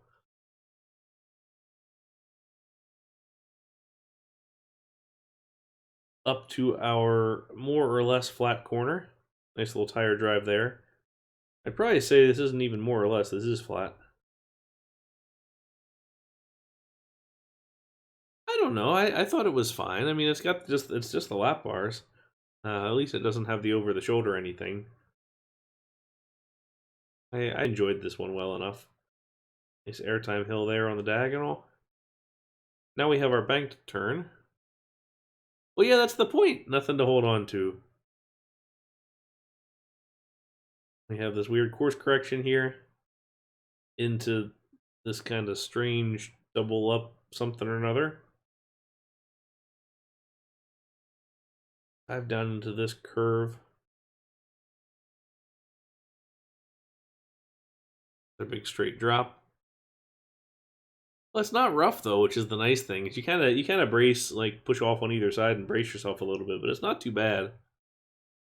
Fast airtime hill there, then fast corner. It has catwalks across the whole thing because most Japanese coasters do, just based on the earthquake nature of it. Here's the slalom section, which is just so stupid and fun. I was laughing through this entire thing. As it turns out, this is probably my number 2 coaster here at Fuji-Q. Ijanika is far and above the best in my opinion, but this is an easy second place for me. And there it goes into the brakes. But yeah, the whole ride has catwalks just because of access to all the different areas. A, for inspection for earthquakes, and B, if anything ever happened, access for evacuation and things like that. Something that would have to happen would basically be like a wheelbase would have to get broken in order to cause a ride to come to a stop there, but mostly for inspections. But yeah, it's a great coaster, a lot of fun, and in general, Fuji-Q is a lot of fun. I like the park. All right, so let's go over here into the corner just to save us some space, perhaps. We're going to use the Togo stand-up track, since this is based off of the Togo track in general. And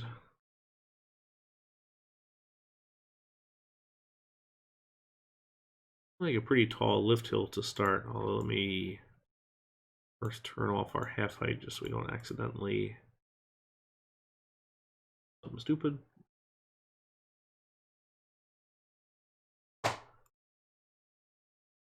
But this is one of those coasters that I think a lot of people forget about as far as length and height goes. It's a big boy. I mean, like I said, 230-foot drop, 260-foot lift hill. It's huge. And it's for that kind of size. It's an older coaster, 1996. And then, two, it's 6,700 feet long.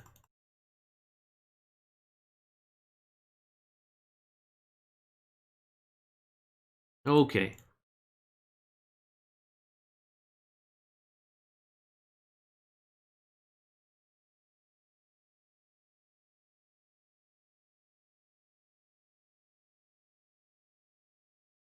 One of the things we're going to do here is use the Space KL Loco trains because I feel like these look the closest to Fujiyama's trains. So we're going to take this, use a 7-car train.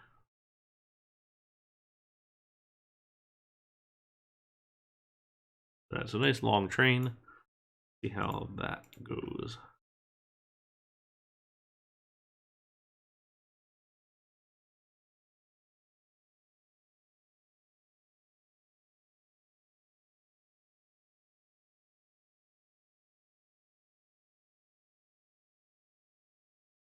Out of curiosity, just wanted to see kind of how that height is there. Probably speed up the lift hill a little bit, although Japanese coasters are notorious for their slow lift hills.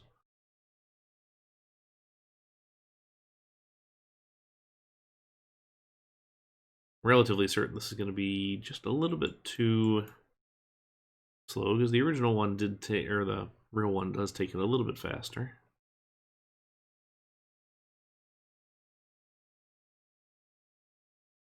Just enough for a rollback.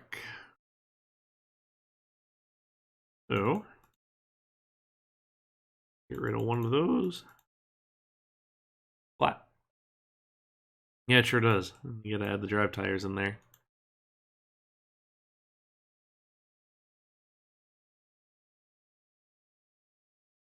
Perhaps with the pull out. Where are we at? 28 here. I think the problem is that I can't really. If I do 2, I worry that it looks too. I don't know. Maybe for the height, it's not too bad, but let's go up one so we just save that. Go to 36.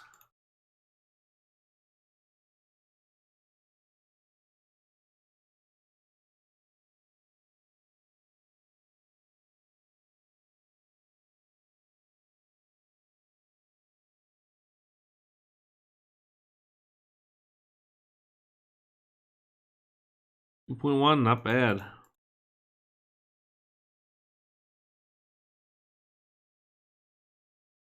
Pretty good.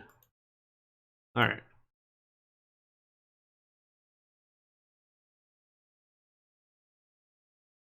We're going to give this a pretty wide berth here just to extend what we can do in this space a little bit later. And actually that looks okay.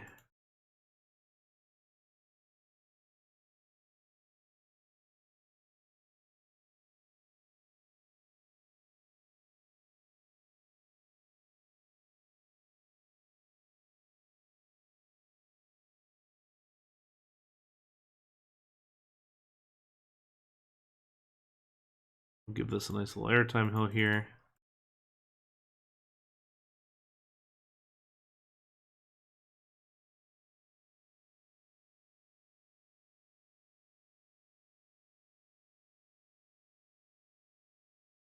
And then we'll do our turnaround.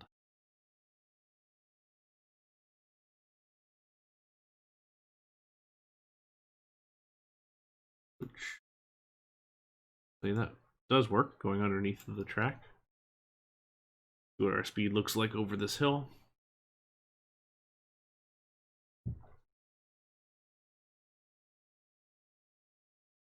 And not too bad.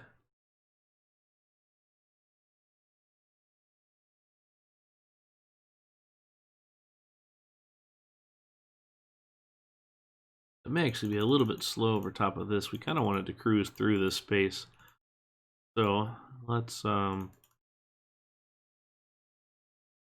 a little bit more height here.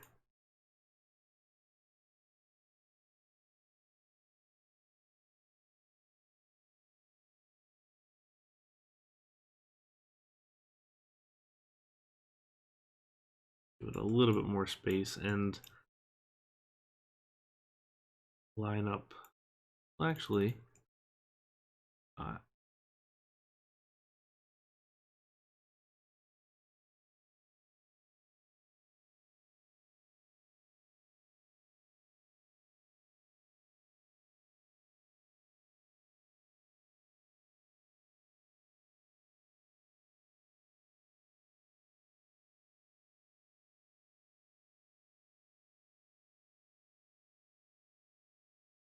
ducks. Migration of ducks. I don't know where they are. I don't have any water for them to land in, sadly.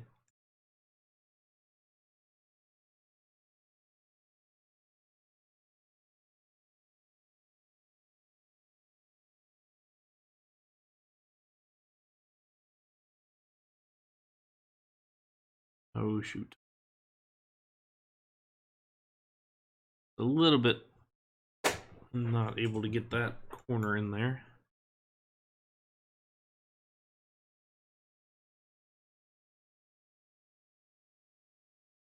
I wonder how many ducks you can have.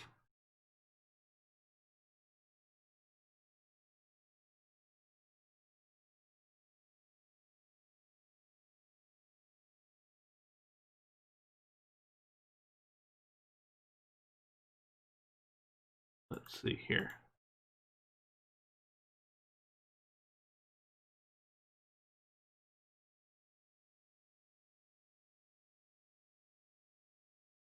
A little bit hard to see with the red. Let me Japanify this coaster just a little bit.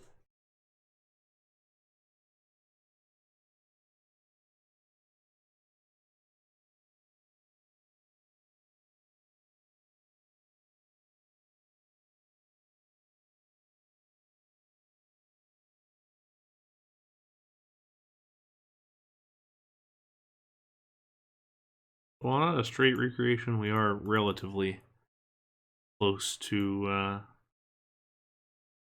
the real thing.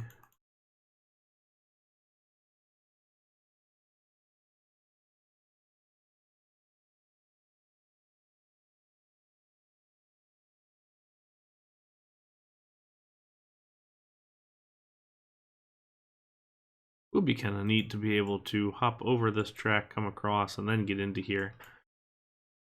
Or peep spawn.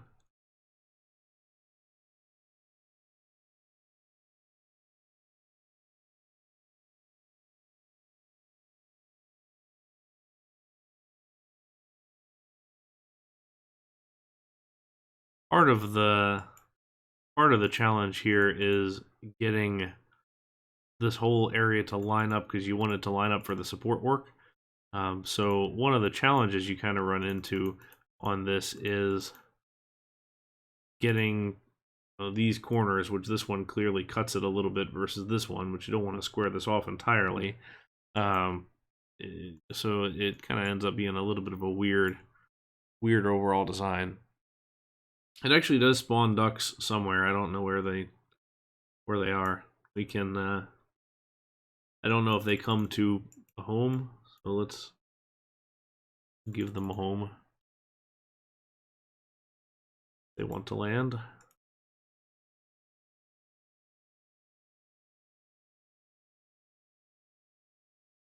Yeah, this is all Ollie's Twitch integration thing, which is super cool. All right.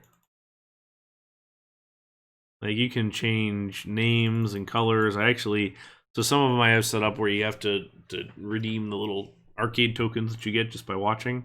But some of them are set up then for just whatever. And then I've actually disabled a couple of them because you can really screw with the park. Like, you can do one where it just changes all the colors to some random rainbow something or another. The weather ones don't work right now because I have the weather frozen. Apparently that's a new thing now, where the frozen weather overrides the The that one. It's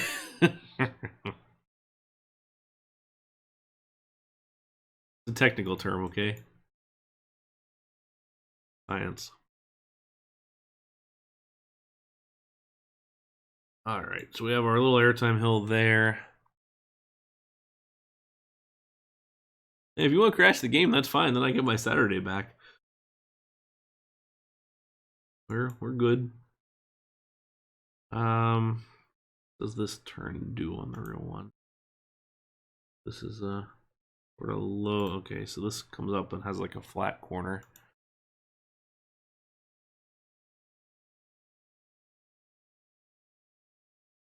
I think on the one that I did last time, I put a mid-course brake run on it, which was fine, except that the real one doesn't have it. It's pretty continuous, so we'll stick with that.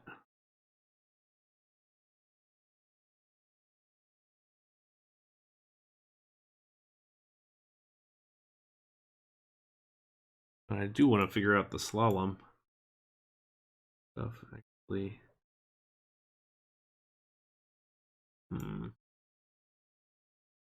Uh,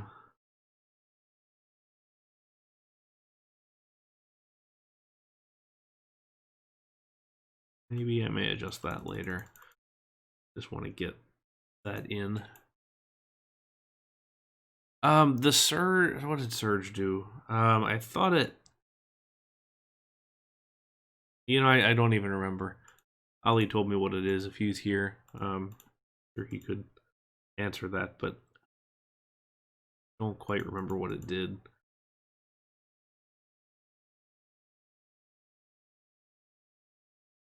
Ooh, that's a struggle. Let's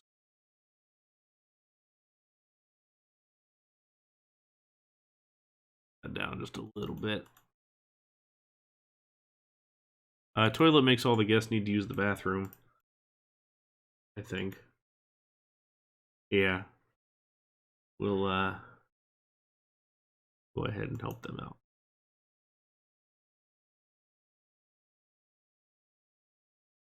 Be a popular stall.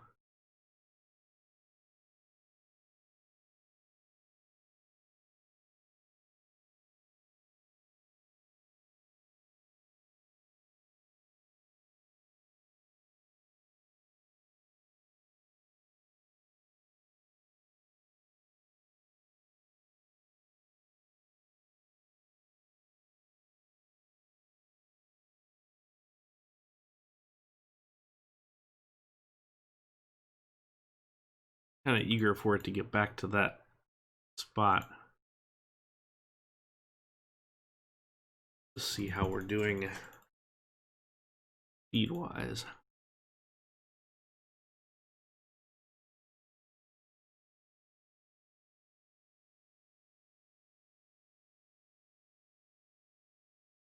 A little slow still, but not awful.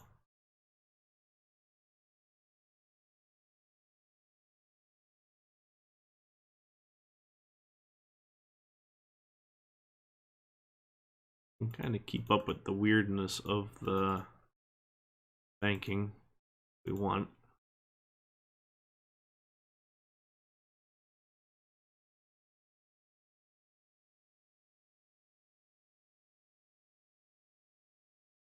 Okay.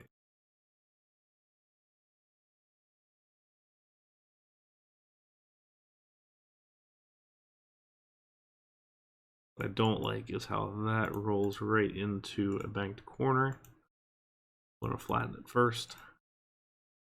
I did say there was 6. Back up 1 here. Go up to 6.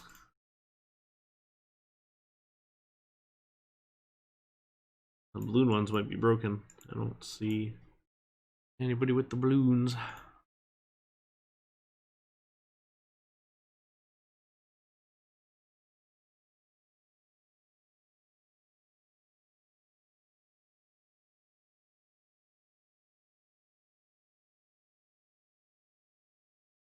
Okay. So to do the slalom, don't really have the pieces that we need in the game. So it's just going to have to be sort of this half-hearted attempt, I think.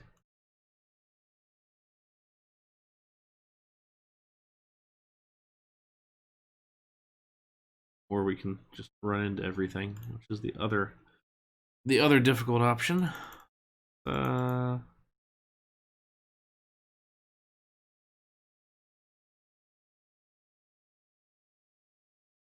We can't. There you go.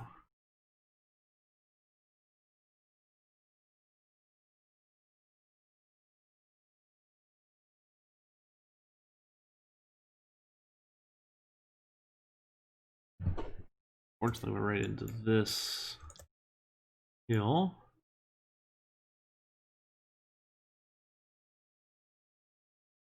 We go one more, then I can do a steep drop. Still miss.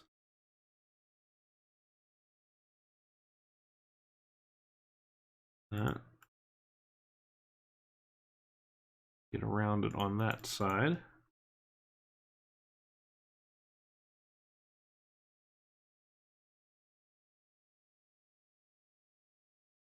Not quite the same fun slalom that the real one has, but I can't win it all.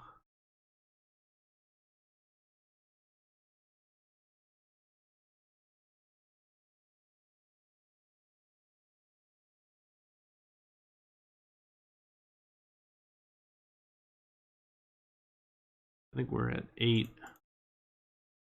So this will let me a little bit of adjustment here. I think we definitely fall into the close enough variety. I'm real curious to see our speed here, because we're probably going to be creeping a little bit towards the end, because it is higher up than I would have maybe liked, but nonetheless, here we are.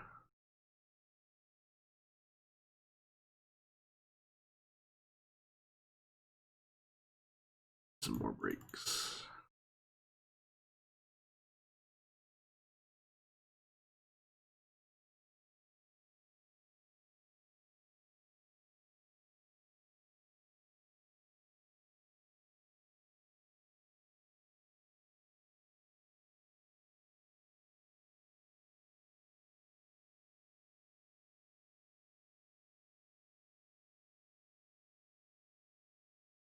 Alright, well at least we haven't...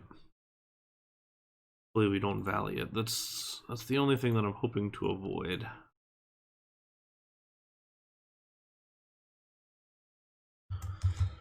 Let's see how we go.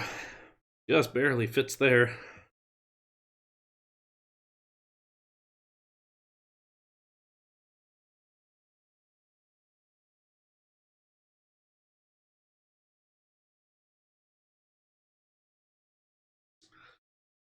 Yeah, I like these Togo layouts. I know AJ's been feeling it lately with what he's been building.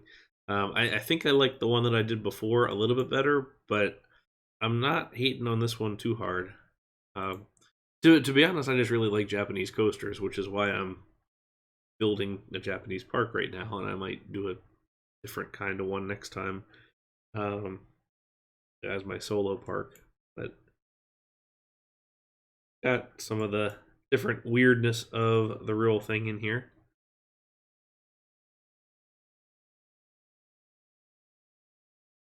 What would it be with the smooth arrow drops? Probably look a little bit better.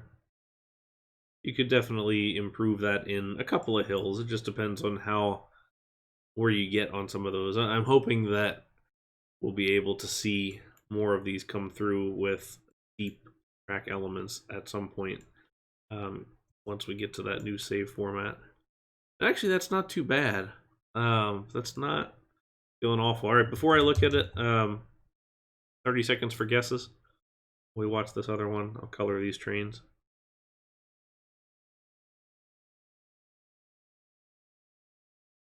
We'll do one in blue.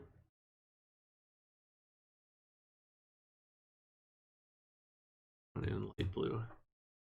All right, 7145, 6500, 6870. Anybody else? Going once. Going twice. Delaying the stream, or going through the stream delay. 6666. Of course. I'm guessing, I think you guys are all over. I'm going to say 5500. And I was way wrong. 6145. So if we're playing Price is Right rules, that means that coffee has won.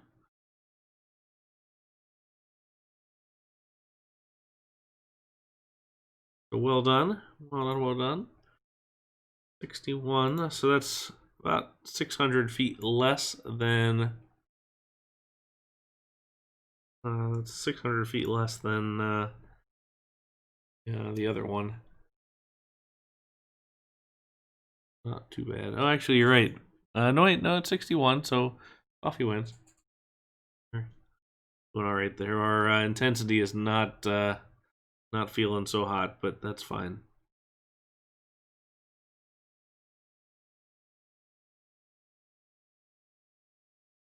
Not the cactus coffee, the left-handed one. We're gonna assume that cactus is right-handed. All right, so there we have it. If anybody's gonna rename this one, just use the number 4 when you do it. We are going to jump into the B&Ms at the moment. And what I wanted to do, and part of a request that I had from a couple of folks, let me real quick, is to look at kind of what else has been done in the game over time. So I want to look at 2 hypercoaster varieties and see what was done here. So this first park is by Fada, who, if you've been around the game for a while, you know who this is. If you haven't, you don't know who this is. Because he is kind of one of the old guard of RCT. And this is an unfinished park that he made. And here's a coaster called Raiden. And we're going to follow along on this thing because it is a monster of a ride, 6,200 feet, and uses the terrain pretty well. Not, super realistic, but it still has realistic tendencies. Well done, Matt, for getting that beer. What kind of beer did you get? Anything decent? I mean, I guess they're all decent to you, but any especially? So check out this terrain. This is really well done. And actually, the way that the cornering is done is pretty smooth, I think. It looks good overall. I'm not a fan of the colored flanges. FYI.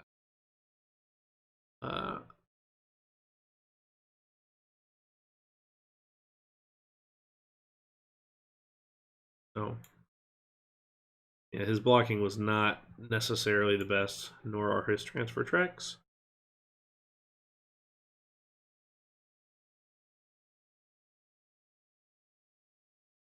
Yeah, let's take a look at this. This is a pretty cool first drop here down this pretty steep slope.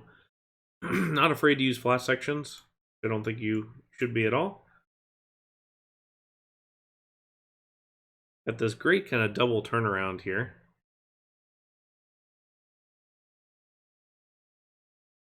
You really should just be able to adjust block brakes more than anything. He turns here, so dives through this little section here. There's our mid-course, which I don't think he uses a block brake on. Clearly he doesn't. We have our turnaround here off of that cliff, and we're going to come back up top. Loses a fair bit of speed, so it's a little bit slower, but the thing is still moving well enough that it doesn't look out of place. But yeah, I feel like as long as there would be some speed adjustable block brakes, it will be just fine. So pretty cool there. It's actually a really neat park in general. Like, this invert is cool, and then he has a recreation of the Crystal Beach Cyclone over here with a pretty awesome looking facade for this dark ride. I actually stole the name in another one of my parks. So if you go into New Element, nedesigns.com, and search for the member Fatha, Fatha, you can find that or find this park and do it. It's actually called Father's Super Duper Get You Effed Up EFFED scenario. So it was released unfinished, unfortunately, but it's worth seeing. All right, and now we are going to look at our very own Mavericks park, who is here enjoying his beer. So this is Silver Lake Amusement Park. This was just recently released, and is actually a really, really great park. You're chugging on the frame rates for whatever reason. 9 FPS is not agreeable, but let's take a look at Champion here. Let me reload this and see if we can improve that frame rate. Might just need to turn off the Twitch integration. Sometimes that's all it takes. 3.7. Yeah, let me do that real quick.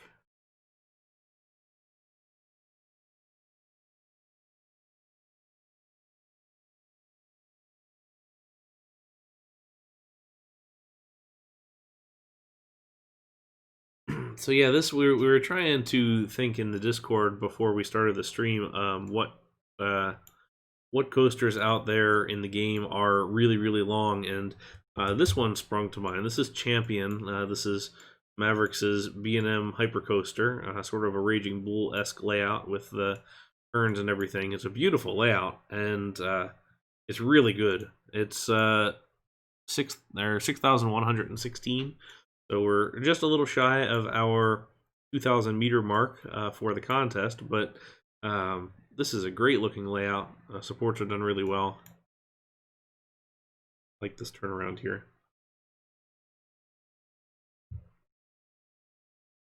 This park was just recently released, so if you haven't seen it yet, go over to New Element, search Silver Lake Amusement Park or Mavericks with his name here.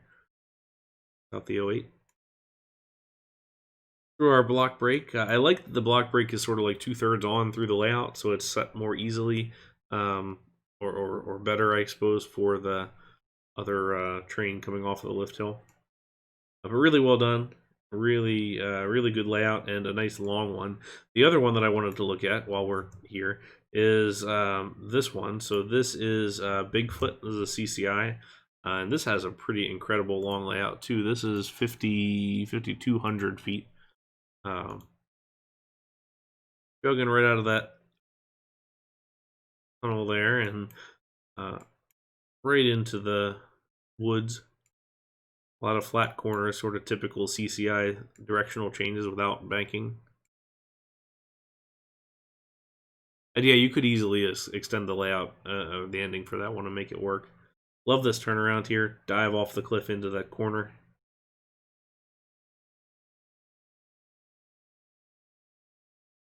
And it's cruising now. I think you did a mass adjustment on this one.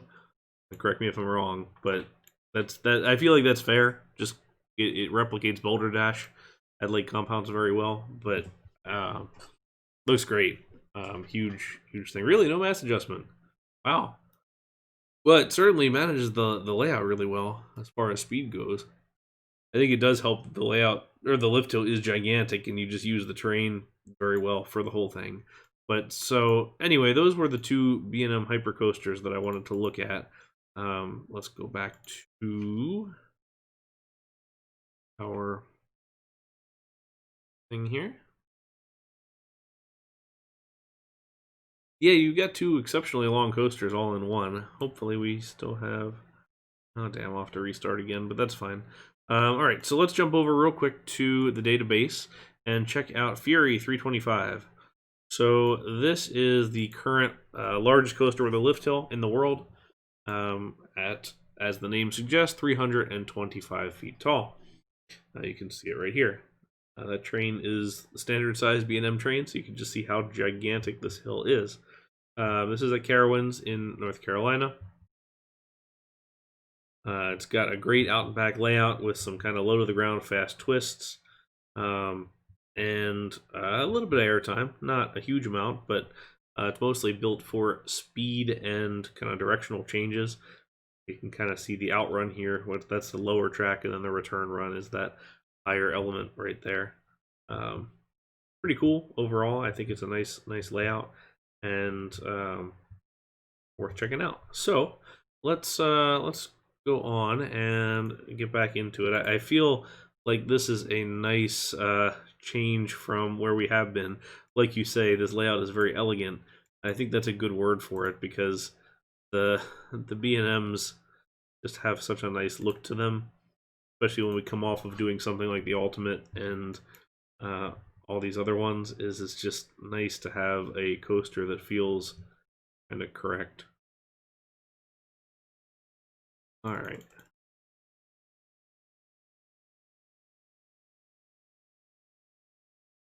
You say Fury is the best coaster ever built. It's up there for me. It's definitely a top 5 coaster. One of my favorite.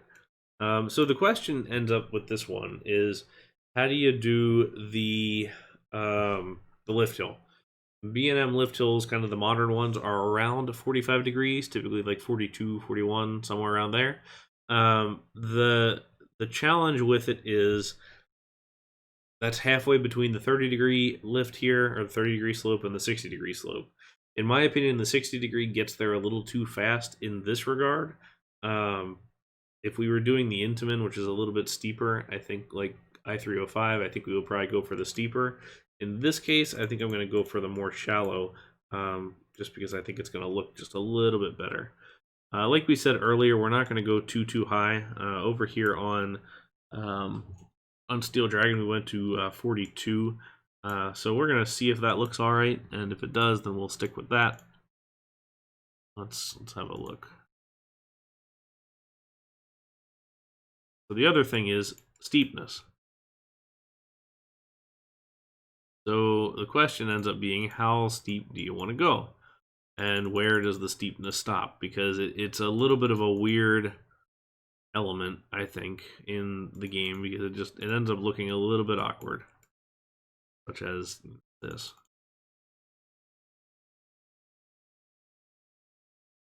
So that's about the smoothest you're gonna get, which looks a little bit jank. But I feel like the steepness ought to be in there. Like, you kind of want it to be a part of that. Just, I don't know. It's not awful, but it's not great either. Okay.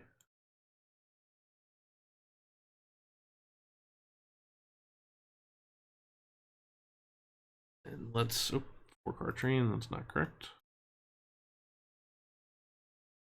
And is up. We will do 8-car trains. Now, B&M has done 9-car trains before, but lately they haven't, and none of their giga coasters have an 8-car train.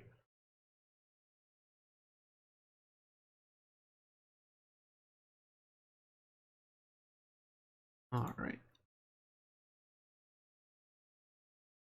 Put this up relatively high, although not too bad. This is at 27. We wanted to cruise through there pretty quickly.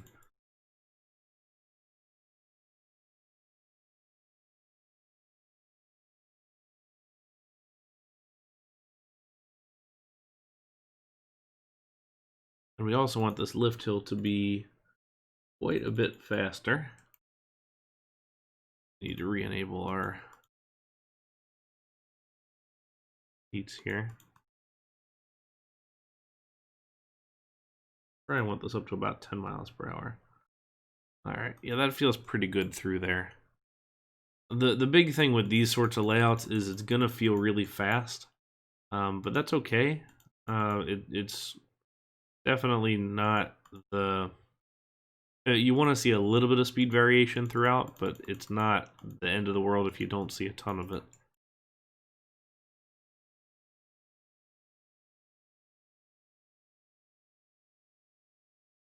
This is probably our best view of the ride too. I've said this before in streams, is that you really want to think about the view that your ride goes through, just so that you don't build some things that look bad in one view but not necessarily the other.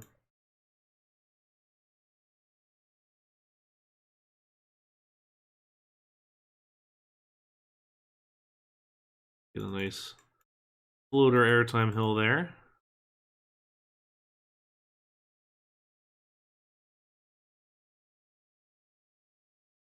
Then do some turning around.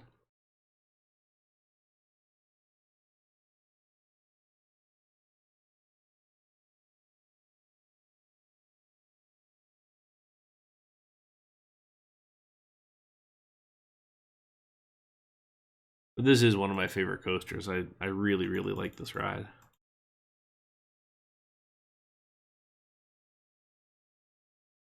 It's probably my favorite B&M ever built, I would say.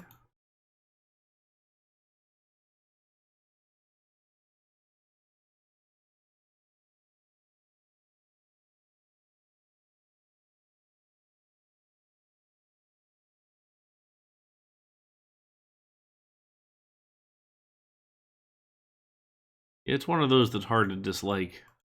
I mean, it's just such a monster of a ride.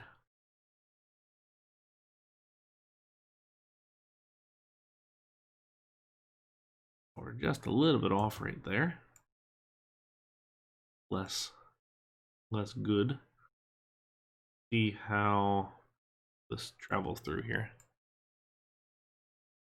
Yeah, it's got some nice floater over top of there. Over top of that. Perfect. Question becomes, what do we do right here? And I am inclined to say, let's...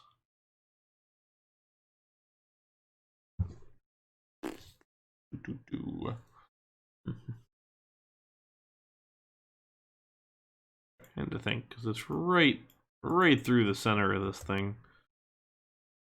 Just a little bit off.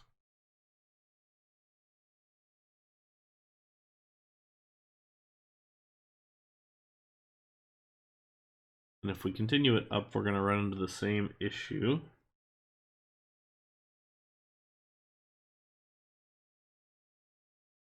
I'd rather not necessarily leave it at that level up above. Now, the...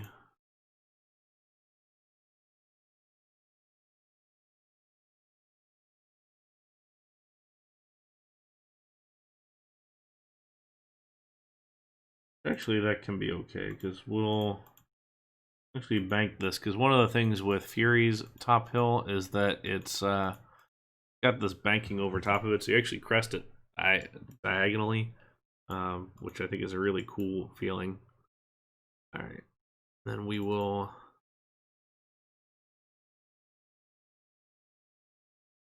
see here.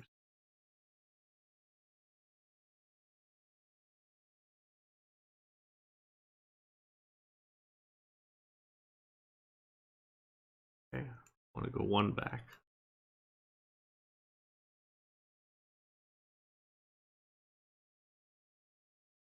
Dive dive. I thought it was called the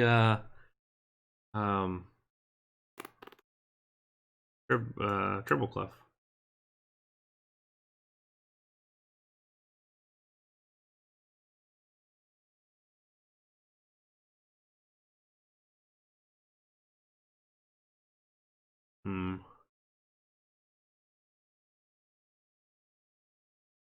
Oh, is it? Yeah, I hate those made up names for those things. That's not great.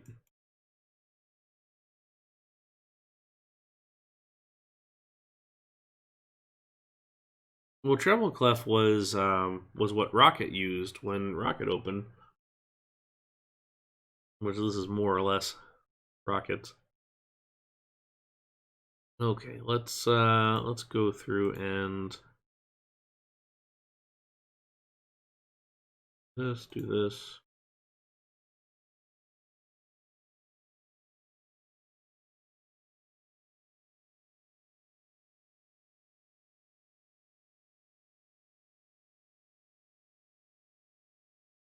Yeah, I don't recall hearing the park having the name for it. There we go. That way we only have two little spaces there, because what I want to do is line this up. So that way, if you were doing a park entrance, you could run your entrance like right up the middle here.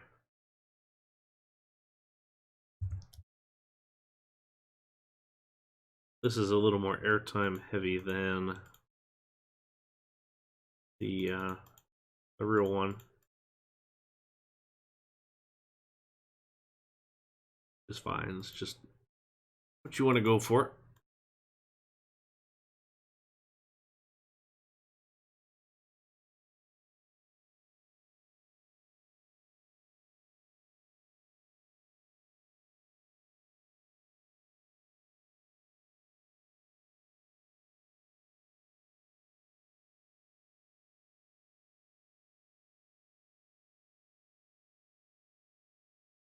Might actually not have the speed for that, not like we're going to have the clearance for it, but mostly interested to see where our speed lands on that.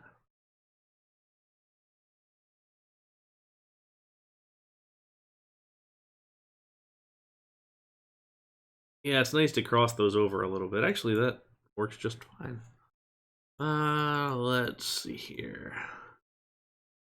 What do we want? This.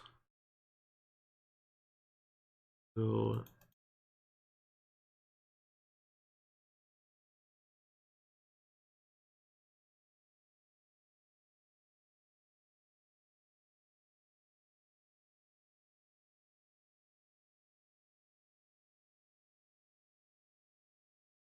put some spacing in there.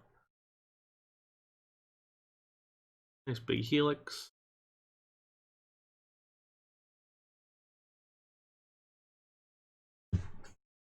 $16, that's a little too much. Maybe a little too little. But let's see how it takes it.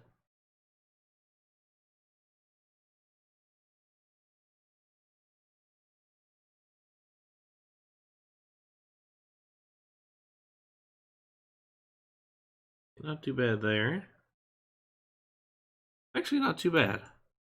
That was not near as awful as I sort of expected it might be.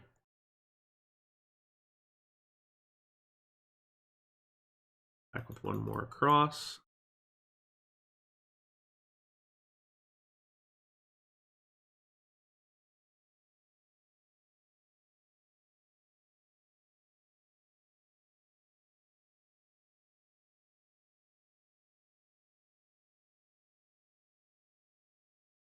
Well, it's the first one that's not like a stupid premise, which is cool.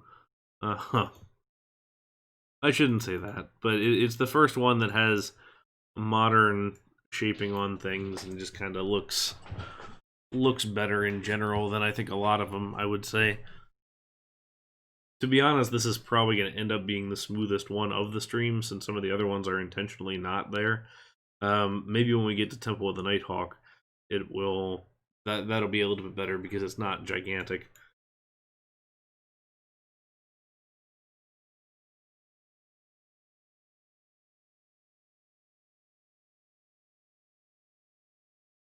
But see if it'll let me do one more here.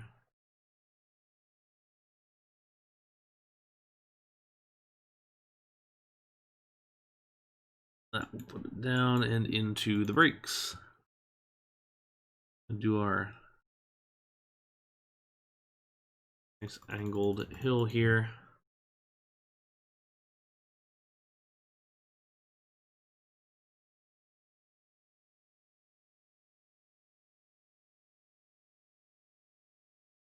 I suppose we can start it with that. Start them up high. And it kind of just depends how you want to do it. And the reason being for that is just the takes the stress off of the brakes.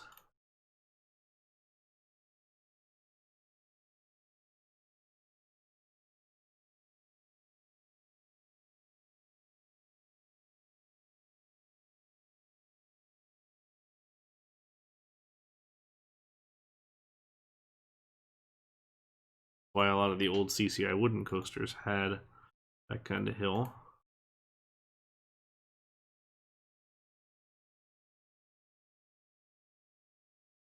Let's do one here.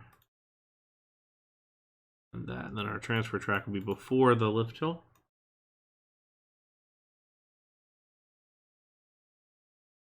Okay. Let's check this one out.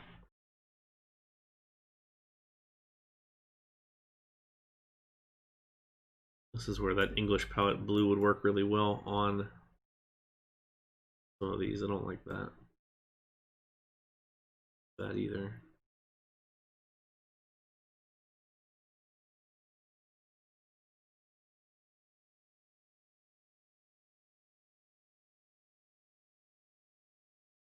I don't know. We'll see how tall it is once we run it. All right. Taking guesses on this one. In my opinion, I don't think this one's very long. I think it's maybe 5,500, if that.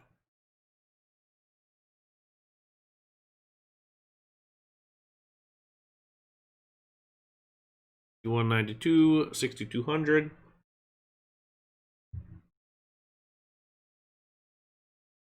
Anybody else? Anybody else? Step right up. 5,700, 55,000 exact.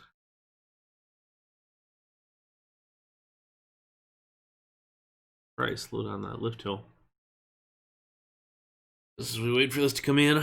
All right, we got until the coaster parks to get your guesses in.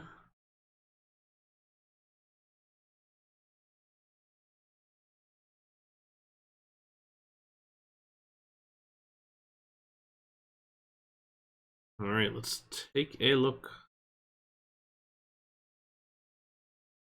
6,200. Wow, actually not. And Mav is going to be the winner on this one because he's close, 44 off. So not bad, to be honest. Pretty decent look. Negative G's were a little bit over on, which is interesting considering that we haven't maxed any hills here, but I'm sure the way that RCT does their G's is a little bit different.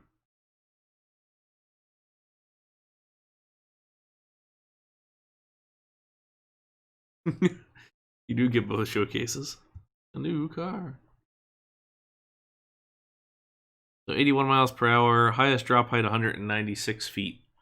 So it's that's where I go back to the very beginning of the game when the stream when I said that RCT heights are off.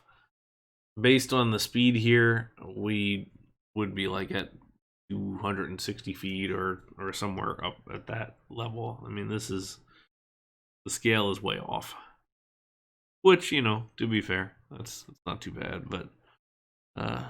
but well done to Mav for guessing that one right. We will call this one number 5 for those who wish to do some naming. Okay. All right, and now this one's not showing up again, so I gotta restart the stream. Or restart the game.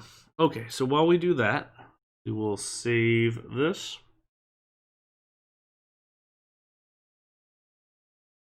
And while I quit that, we will jump over to our CDB and look at the one that we're going to be doing next. So this is Formula Rossa. That was the 4th coaster. It was the Togo, was it? The Togo giga or hyper coaster. Which we'll look at that in a minute. Okay, so Formula Rossa is the current world's fastest coaster, which has a layout very similar if you're familiar with Rita at Alton Towers. The layout is basically that, just bigger. It was one of the last hydraulic launches done by Intamin, and it launches out to a pretty incredible speed of 149 miles per hour. It also launches into brakes, which slow it down and trim off enough speed to get it through the rest of the course. Now, the course itself is substantial. I mean, you can kind of see here just how big these corners are, which we can already tell this is going to look kind of stupid in the game. But, you know, nonetheless, we'll give it a try. Let me see if Coaster Force has somebody's got a video of this one.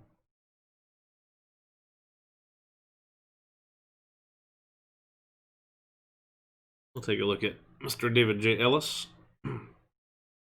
Yeah, that's the other thing, to not blow up the wheels. You could see in one of those photos the spray on the wheels just to keep that just to keep things a little more cool, because this is going to tear up your equipment for one. Anyway, so this is David Ellis, who is, if you want POVs just in general of a lot of stuff, this channel is fantastic for it. So definitely check it out. Take a look. But here we go. Super long hydraulic launch. Right into some brakes up this hill.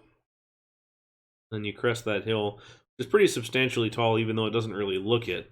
And then from there, it's a bunch of corners, and the ride itself looks terribly boring. And every POV that you have, you go on YouTube and look up the POVs, you're gonna have all sorts of comments that are saying, "Oh, this doesn't look any good. This looks boring, whatever." It's really not. The From what I understand, and I have not ridden this, to be fair, but from what I understand, it's a really intense coaster, and it's a lot of fun, and the airtime on the end here is actually pretty good. So I would I hold my commentary until I do eventually get to ride it. But it's pretty darn impressive anyway. So definitely a strong contender for interesting ride. This one also looks like it looks like it just has the same load unload. So yeah, we have two stations here, a load station and an unload station. So anyway, thanks again to Mr. David J. Ellis for that POV video. And 170 feet tall, not too bad. All right, so now we have this back. We're going to use the S&S Steel Looping Coaster race car theme trains. These are Space K trains, which were he put together pretty recently. Oh, not that. Why? All right.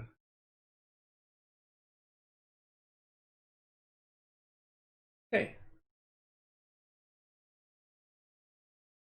So let's see how this will translate into the game. Figure out the best spot to put this.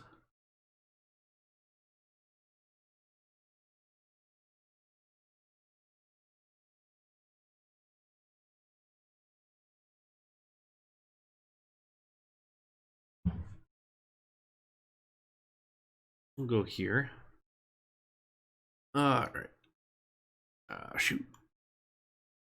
Downside of restarting is then you have to recheck all of your boxes, and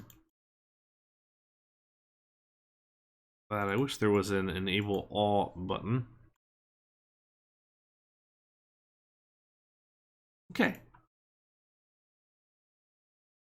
We'll take our S&S.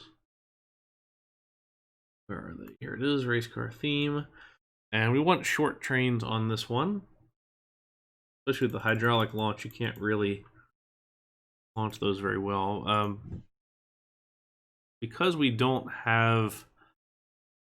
So we can either use the lift hill or we can use the boosters. I think in this case, I'm going to use the boosters for it.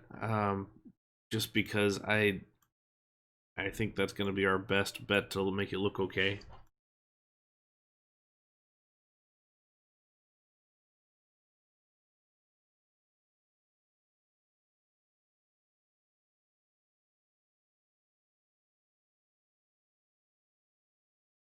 Now in the real one, this hill is going to be at a slight incline, so in case there's a failed launch, you can roll back to the start. All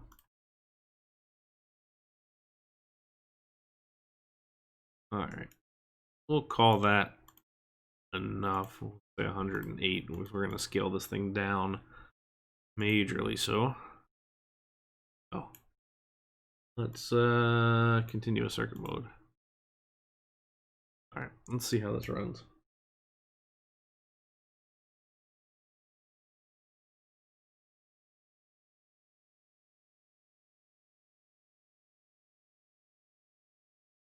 Not too bad.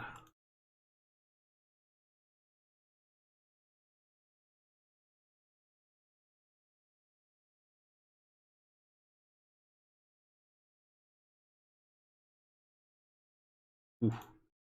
What is that speed?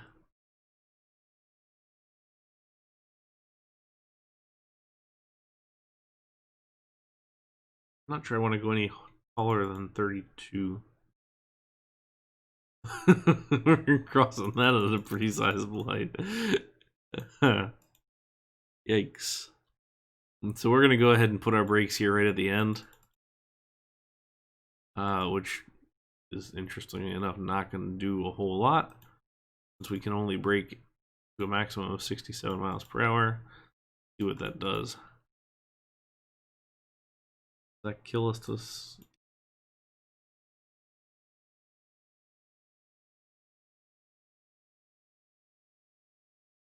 We just did one.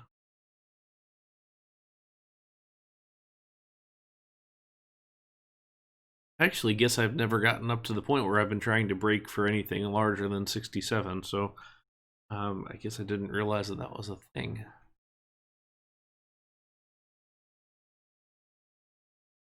Okay, actually we're going to do that. So we're just going to clip it once. And that'll slow this down just enough so we can get it back.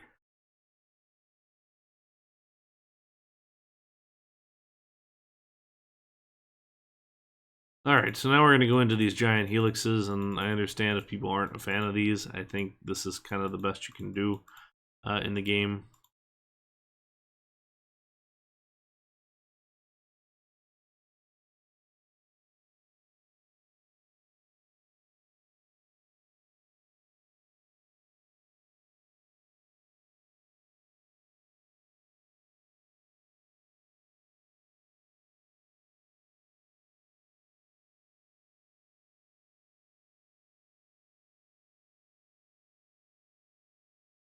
Yeah, not something that is usually dealt with here.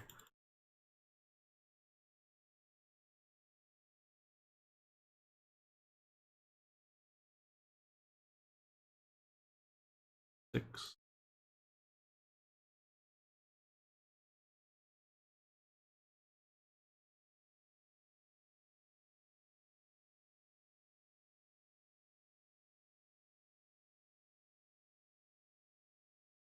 I don't want it to slow down quite that much.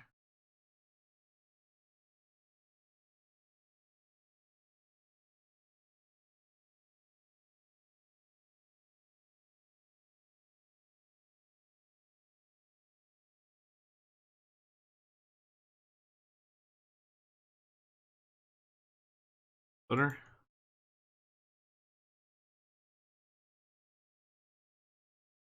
I also don't advocate typically building this close to the map edge.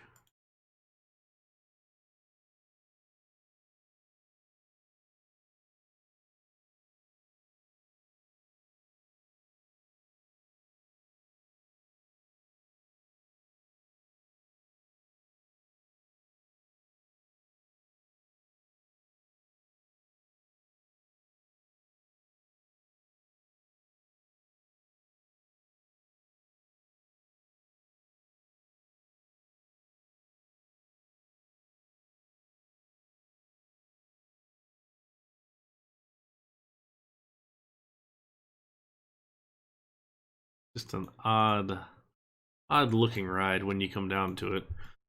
This is going to be on probably our shortest coaster yet, is my guess, just because we don't quite have the height to do anything with it.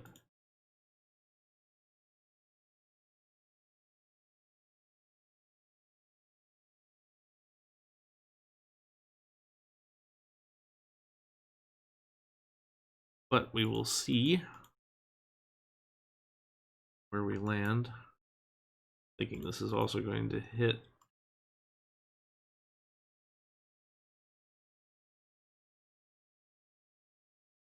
just in the way. We'll do something a little more.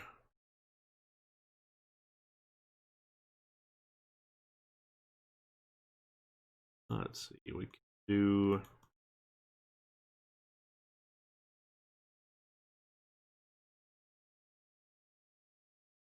Drop down and do something like this, and then Pop back up again.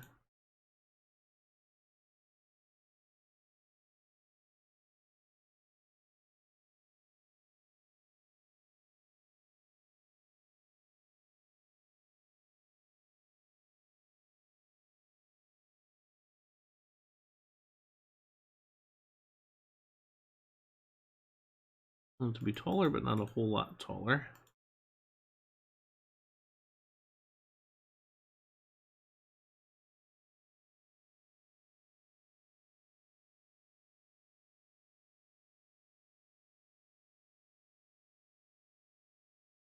Follow the same general track layout here.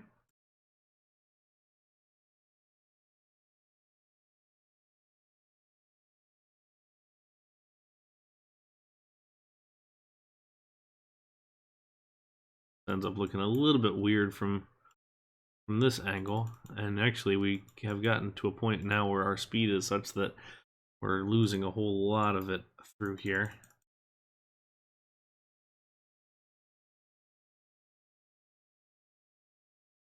I want to hit 2, 3, 6.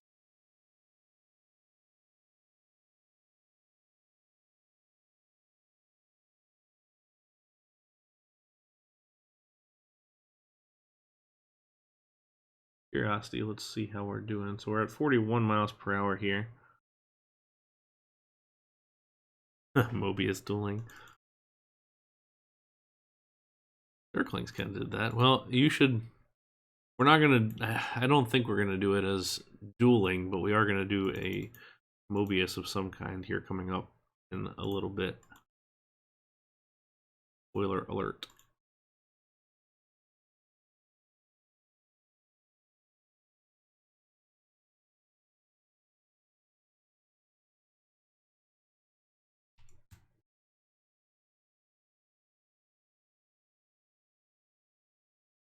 Oh, let's see if this can even get us airtime. Cannot. So that brake actually kind of killed us a little bit, because I don't think we're even going to get airtime out of that. The other part of this ends up being friction.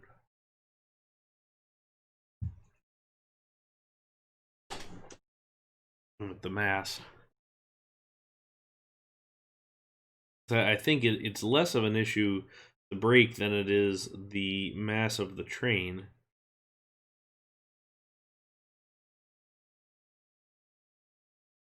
I mean, that may be a better option, is... Let's lose that.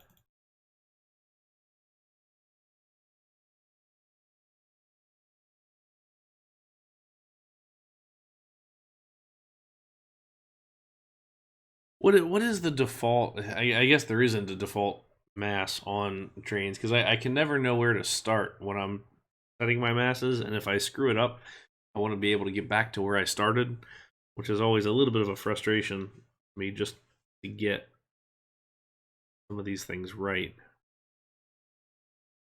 And that's the problem, is it depends on the coaster. I just wish there was a way to look it up.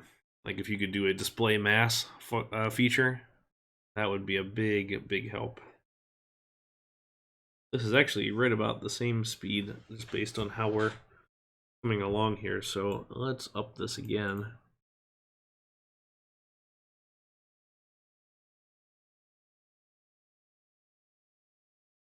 So in RCT especially, the launch track does not need to be this long. We're at 90 there.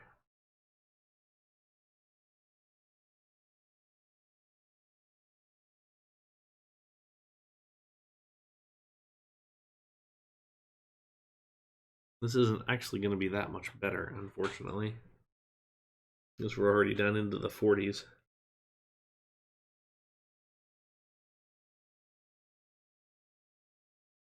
You know, let's put it back up to 100. See what happens.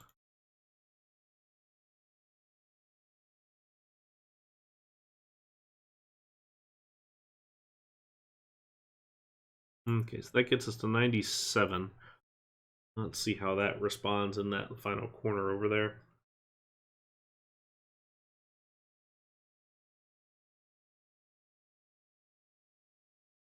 about 4 miles an hour quicker through there. I think this is a job for the friction adjustment. I think I'm just not quite sure what the best method to adjust is going to be. That worked well. Right over top of that. That's cool.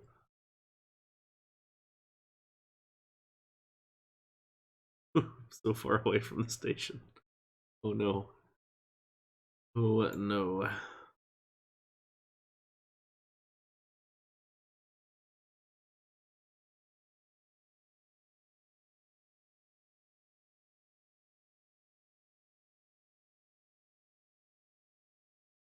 And we're gonna make it work with this.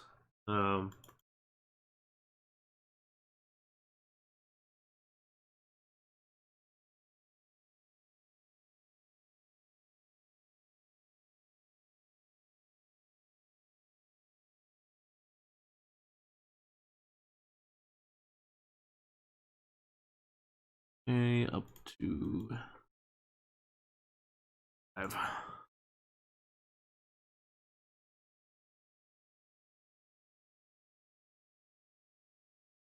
Do 4 airtime hills, and then this will be the brake.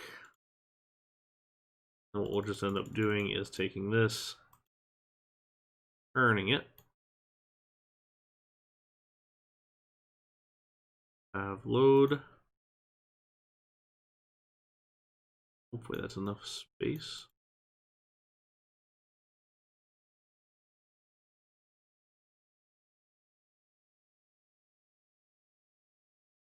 Three trains. Entrance, exit. So it might be something that after the stream I'll play with the massing just a little bit and see if we can get something better.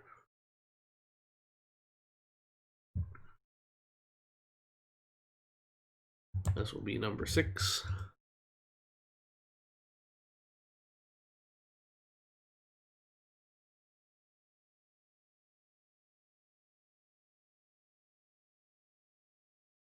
But this is a good lesson in how how some of these rides depreciate in speed. Just this one is very, very quickly going from 100 and a couple of miles an hour down to almost nothing here at the end. You know, we're making these hills at reasonable speeds.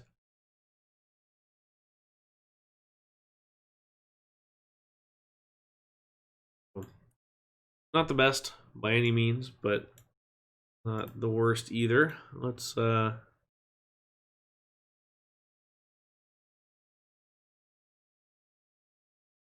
gonna, not the right green, but not Ferrari. We're gonna be McLaren since they are the champs this year. Okay. So now let's save this. And let's take a look at another one that I have just done. Kia Soul Coaster. It's just a box coaster. Alright.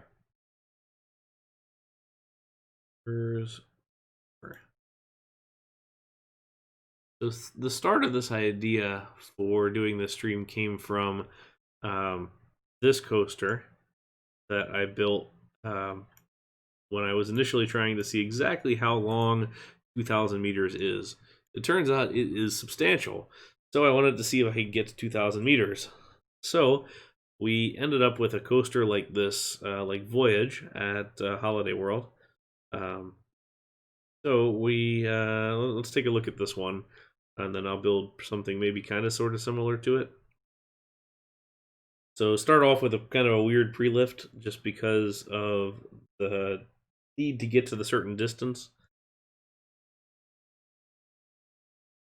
And you'll notice I've adjusted the landscape here to do us some favors so that we can really keep picking up speed as it goes along.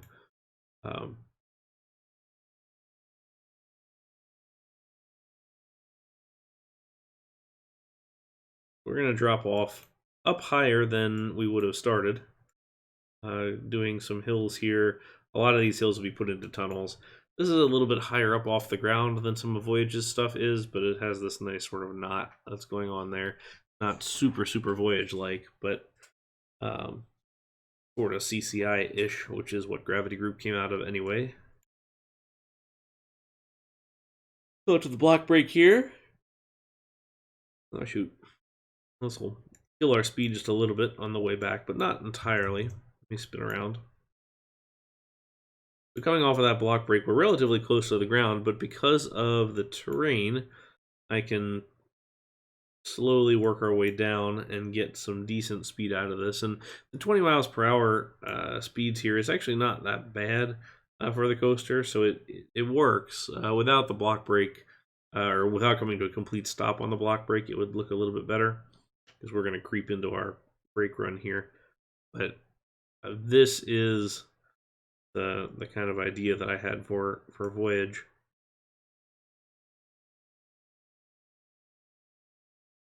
So I guess the question then remains, do you guys want to see another one-leg Voyage, another stab at this, or do you want to just count this one as it, drop this into the map later when I upload it, and move on to number 8 and 9?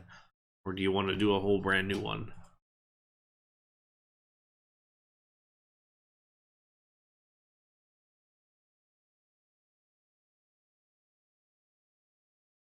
Put behind, so count it. Why don't we do this? We'll jump along to the next one, and then if there's time at the end, we can go back and look at that or other stuff. So we'll call that one done. Okay, so this one's one that I'm looking forward to just because it's interesting. First of all, just stats-wise, Voyage is 6,400, so it's one of the longer wooden coasters out there. It is great, too. It is one of my favorite wooden coasters. I would probably say this is my favorite traditional wooden coaster. As in not like the Gravity or the RMC type wooden coaster. So it's easily up there as a top 5, top 10 type coaster. I can totally understand that being your number 1. It's a great ride. Holds the speed super well. Definitely watch a POV and check it out. All right, so we are going to move along to Daidarasauras. So this one is defunct. It closed in 2007, unfortunately. And it was, at the time of closing, one of the longest coasters in the world at 7,600 feet. Now, it doesn't have a terribly long or high lift hill, 93 feet tall. What happened here is that this is actually, we kind of go back, turn the page back a little bit here and look at some history for this. So Expo Land, where this park was in Osaka, was Expo 1970, and one of the original attractions for the Expo was a 5-track racing dueling coaster. So there were 2 larger tracks that dueled with themselves, 2 kind of smaller tracks that dueled with themselves, and then like a medium level that kind of went off and did its own thing and dueled with kind of both of them. After the Expo closed, the park stayed around and added some more roller coasters, including probably the one that's best known is Orochi, which is a Raptor clone, the Raptor at Cedar Point. That now resides at Walligator Park in France as Monster. But the 2-lane racing coaster, Daidarasauras, remained. And then at some point, they connected the 2 tracks together. So it created one long Mobius coaster that went around the entire area. And it was just a very long, very Japanese, probably very boring coaster. So unfortunately, the park shut down after this coaster back here. This is a Togo stand-up coaster with a pretty interesting layout, no inversions or anything, but it had an accident and a lady died, unfortunately, and that spurred a lot of new inspections and things in Japan, and that plus some public pressure ended up closing this park. So it's a bit of a shame, such a loss, but it's definitely a very Japanese park as far as the colors go and things like that. But this was a 5-track racing coaster. Like I said initially, I went down to 2. Here is the point where they crossed the tracks when they added or changed that up just a little bit. So you can kind of see where it was done.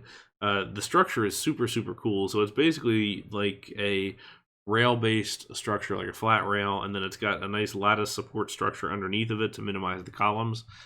Pretty massive kind of thing, but very, very cool, in my opinion. I think there's a lot to this.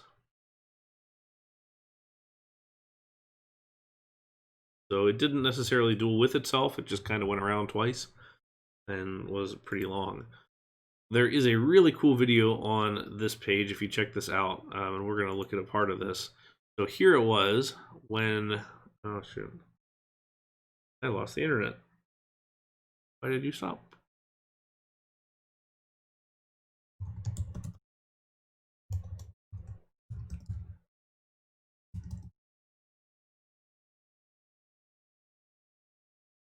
There we go. It looks like we're back.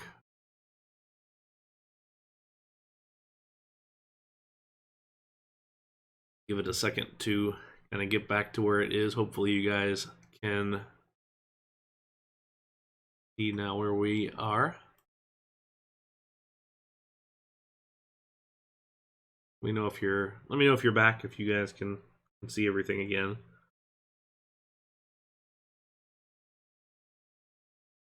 Cool. All right, so check this out.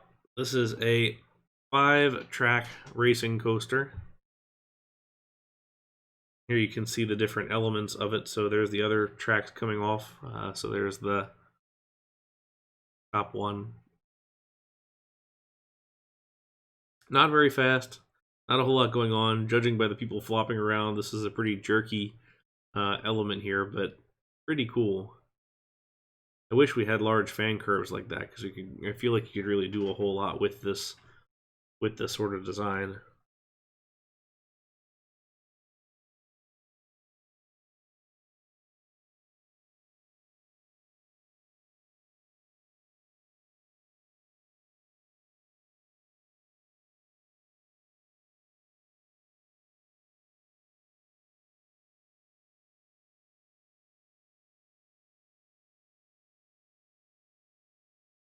This is a pretty exciting ride. Maybe not. But for me, it's the sheer engineering of it, that there was five different coasters of pretty substantial size and length. I can't imagine what that must have cost.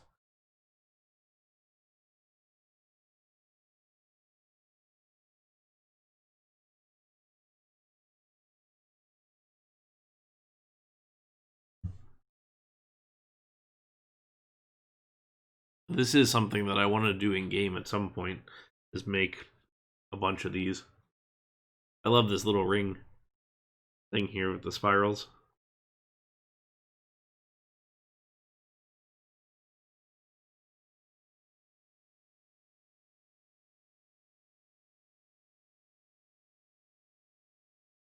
Are coming on back home. The other thing that I wanted to point out that is just really interesting in general is they had a wild mouse, which had a spiral lift up the middle, but the spiral lift was fixed. The entire coaster rotated around the fixed lift. So that was unfortunately the only clip we get of it.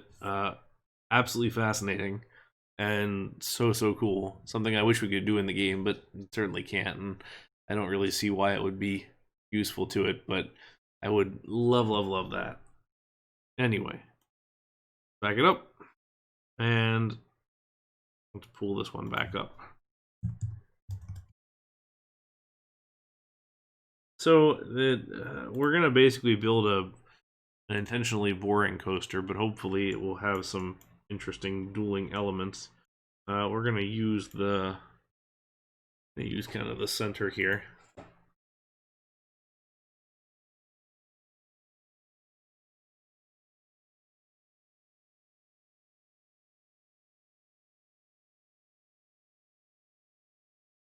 And I'm also using the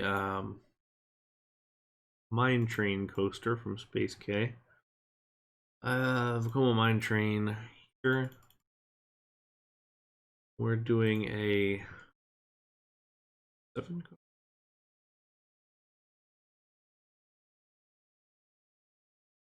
The original ones were 7, so we're gonna go with 7, which is huge.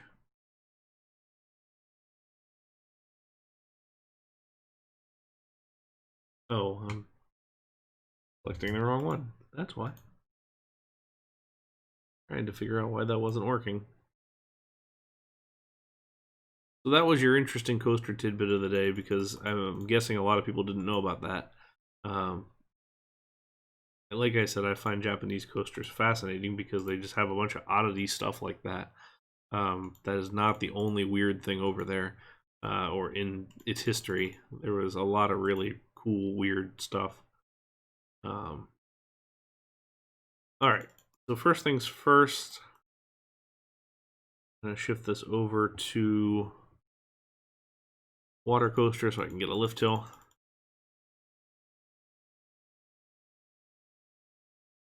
Happy to teach some new things.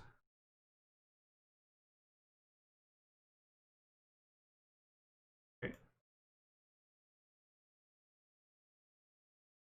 Now we're going to do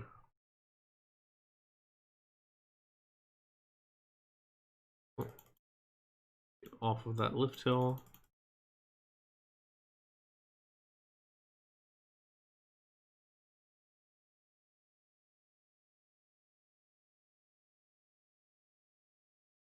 As we do, we'll do a chain release on top. Common Japanese coaster thing. Okay. Then we'll come out the backside here and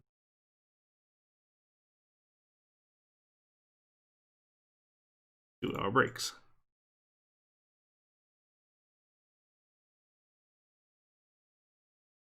So the coaster does not have steep drops of any kind, really, so you can kind of avoid a lot of that in general. Makes for a slightly less interesting ride, perhaps, but on the whole, this is how it was. You have to remember this is 1970, so can't expect a whole lot out of it.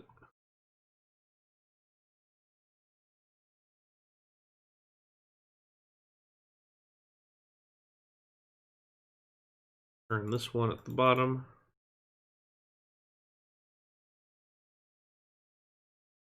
We have 20 height.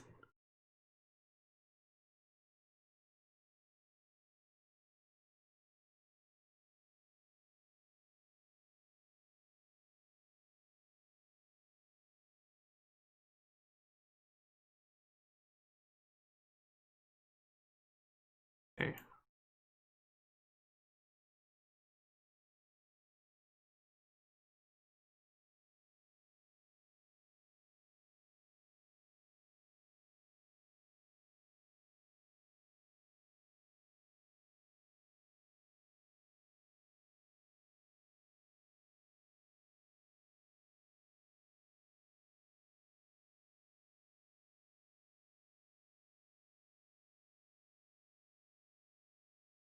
A little bit off from being able to make that work.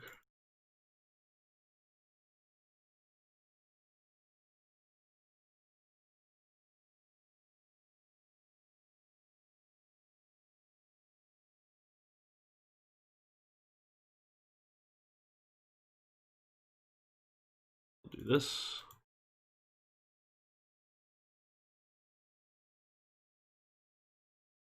We'll drop this one just to give ourselves a little bit of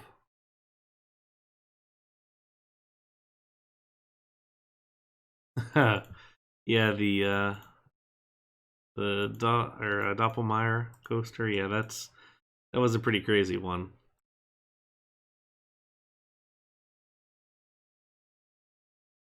There's definitely a lot of weirdness to some of those.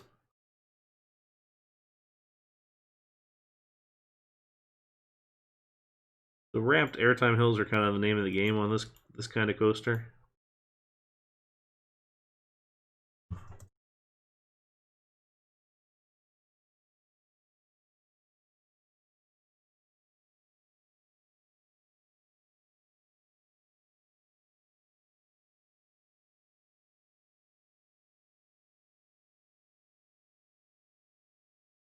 I end up lagging behind a little bit since we're waiting here.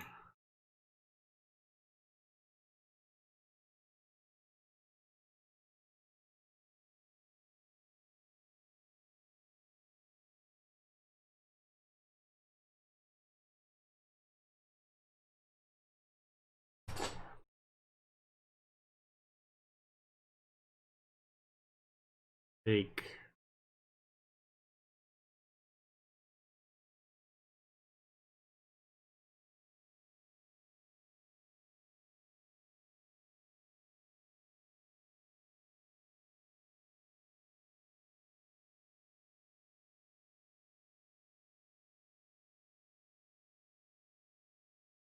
Right.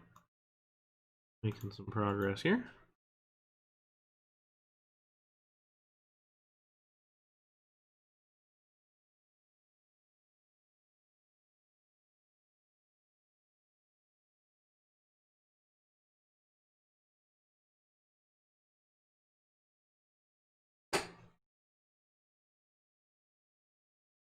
Let's see how close we are on this. So this is, everybody's been asking for a dueling coaster stream at one point. All right, so we have, that's inside to here. So this one needs to connect to this one.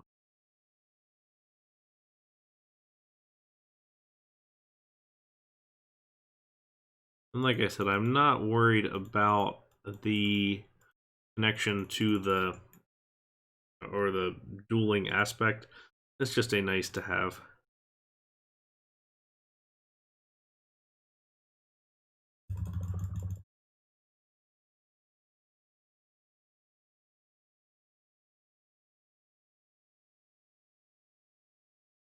So let's see how close this is, and then we can adjust from there.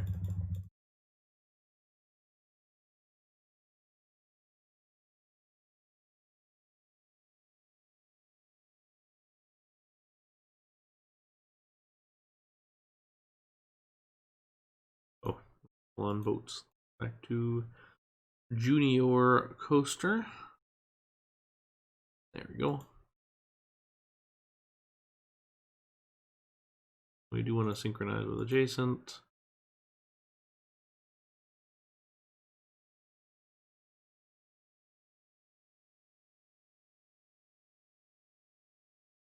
Okay.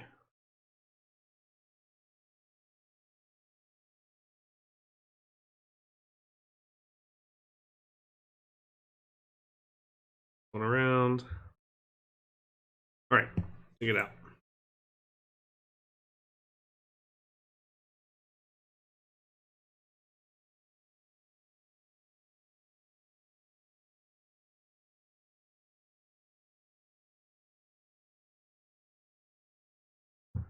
I guess we've got a stay water coaster for that to stay lift hill.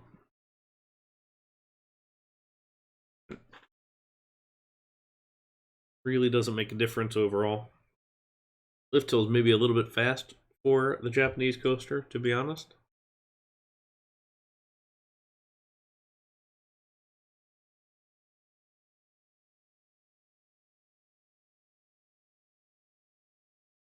Pass through right there. Blue is ahead as expected, but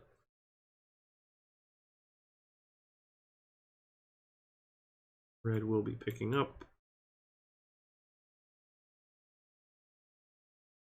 Okay.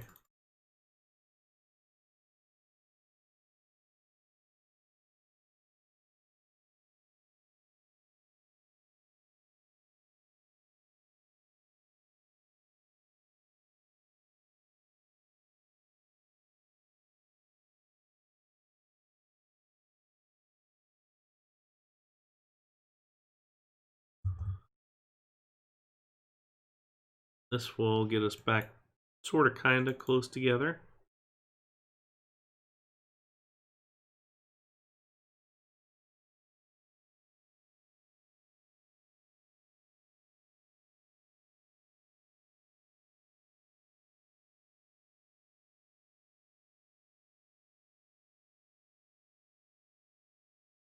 I think we'll be able to say safely that the Fury type layout was definitely the best of the day.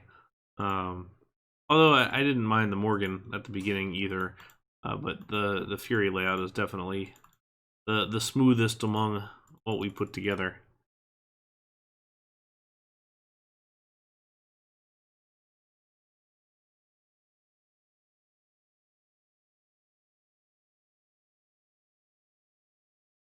You have to remember that this kind of layout is all it really did was meander, and that was the point of it.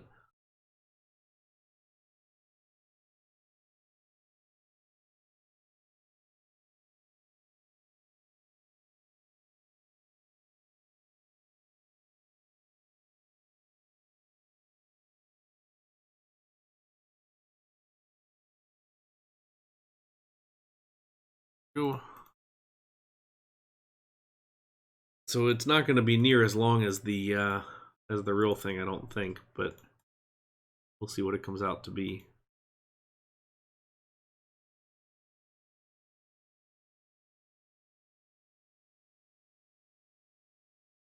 There's not a lot of options for POV videos of this. Unfortunately, it's pretty much stuck with theme park review.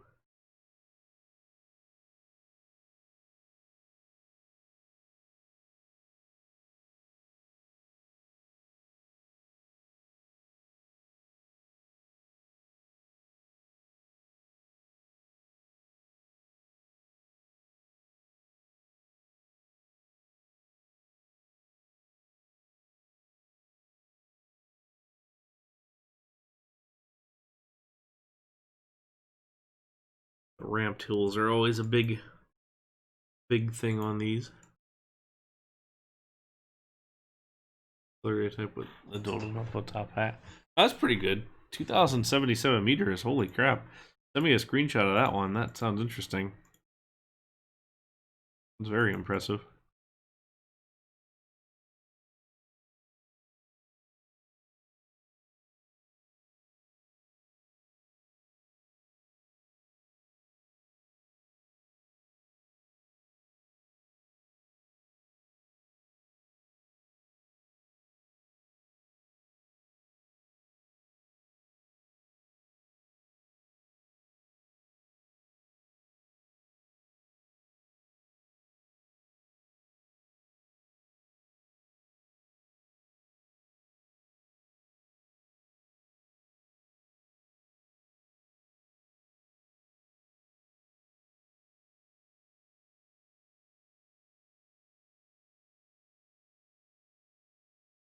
Okay.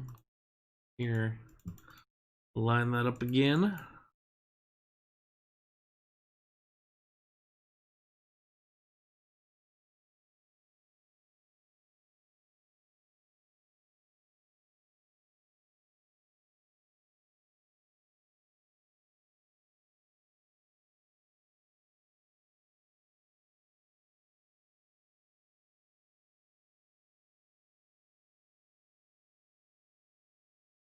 This is not the most exciting coaster, I'm afraid, but it's still, in my opinion, somewhat interesting.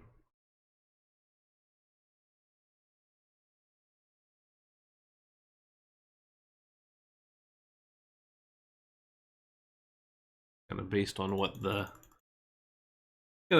real thing did, I think is what makes this as fascinating as it is.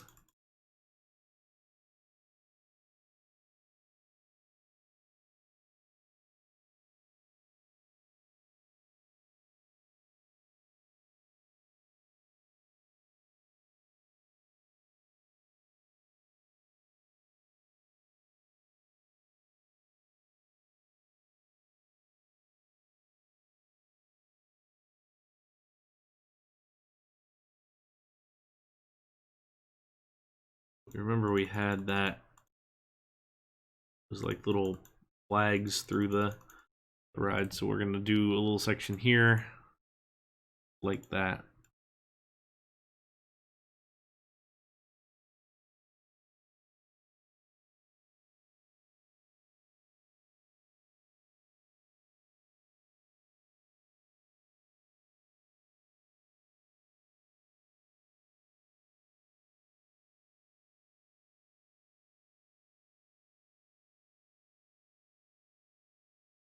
Alternating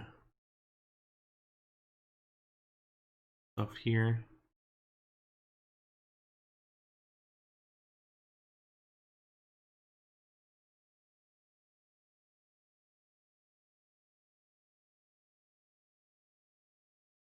Okay, yeah, I'll take a look after the stream and check it out. I'm a little curious to see how close I am at this point, if they're pretty far off or they're closer. Make sure we're on the right track here. So we're starting outside the corner to inside this helix, up. Now we're on the outside again. Okay, now we're on the inside. So this one's got to go to this side, and this one's got to go to this side.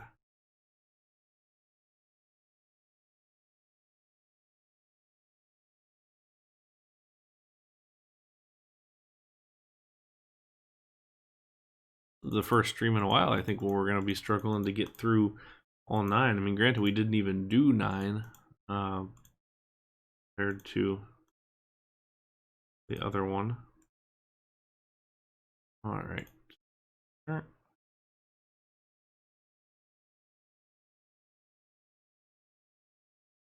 Yeah, that's kind of what it comes down to. Is definitely got the long stream for long coasters. This may be longer than I think it is, because I want to sort of work towards wrapping it up here.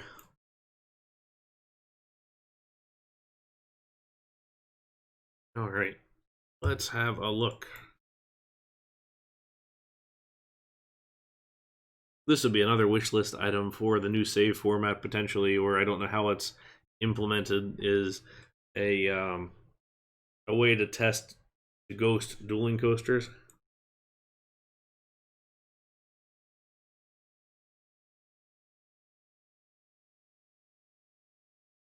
World's shortest coasters would be funny.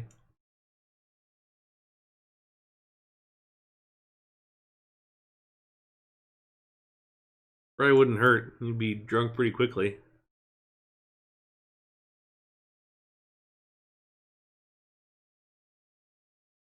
This is closer than I thought. Holy cow.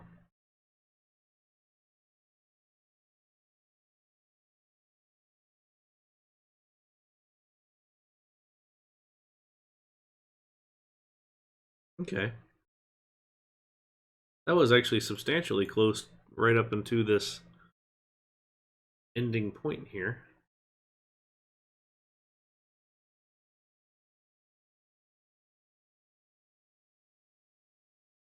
That feels pretty good.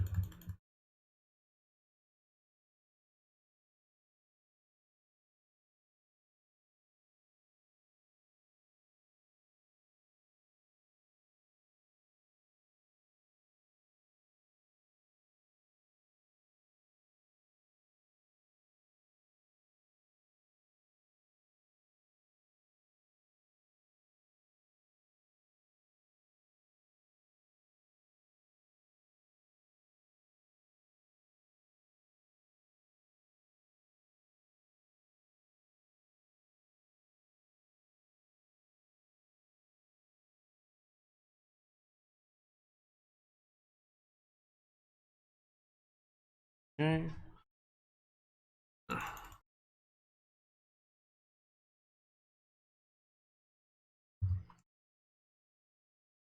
wasn't exactly a clean way to do this the last time that, or when I was looking at this before, but the real rides did have this like back and forth thing like this, which I thought was kind of neat.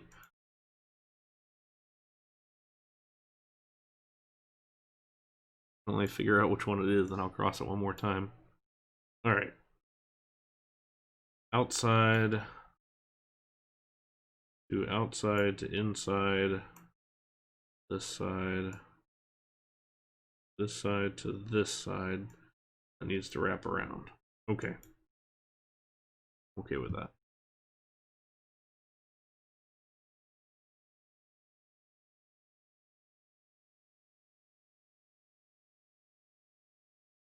Done a water slide stream? I haven't. I feel like there's a lot that can be done in the game as far as water slides go, but that on the whole, they can end up being pretty similar.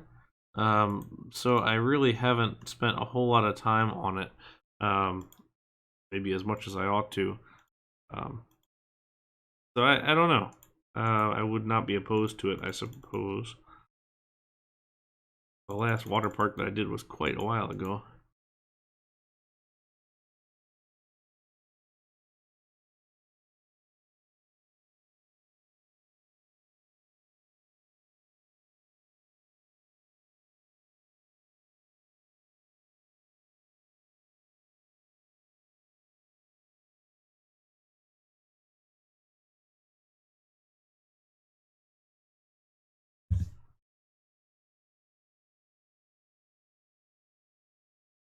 Yeah, I mean that's the challenge. Is I feel like there's a lot that you can do with it. It's just a matter of trying to figure out the best option for it.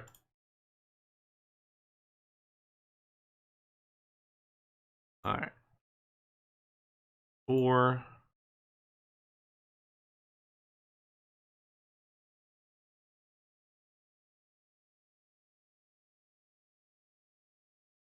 Okay.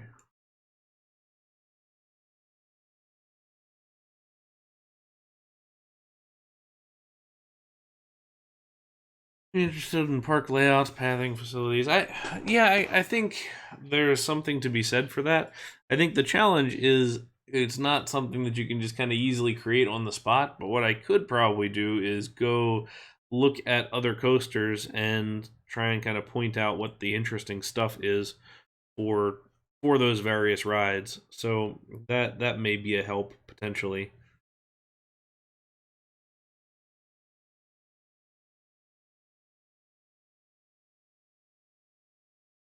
All right, let me close this. Heat everybody up.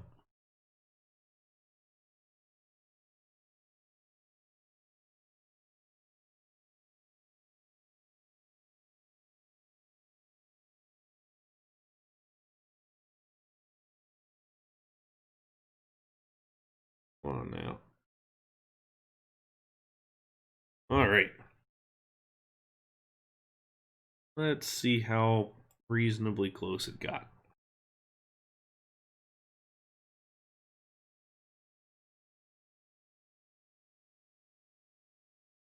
I will spend. I haven't quite decided how I want to do it, but whenever I finish my Japanese park, I'll do a whole stream kind of on the behind the scenes type stuff for that and kind of thinking through how a park gets developed. Just because that's probably the one that I spent the most time thinking about the overall layout for.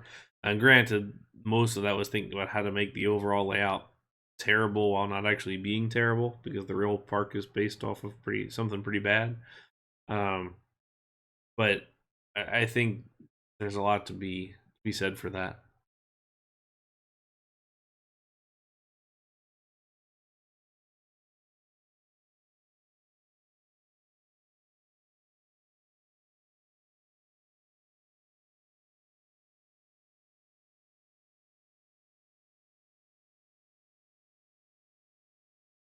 Guessing I'll get off just a little bit here compared to the thing, but we'll see.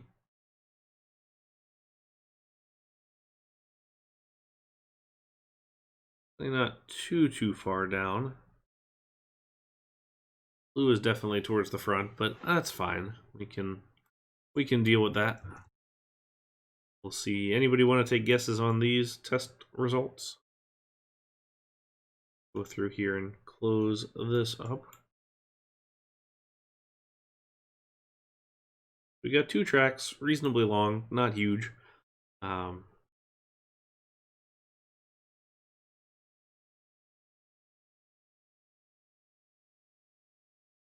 7,000. I think it's high, but I'm not sure. That's a good question.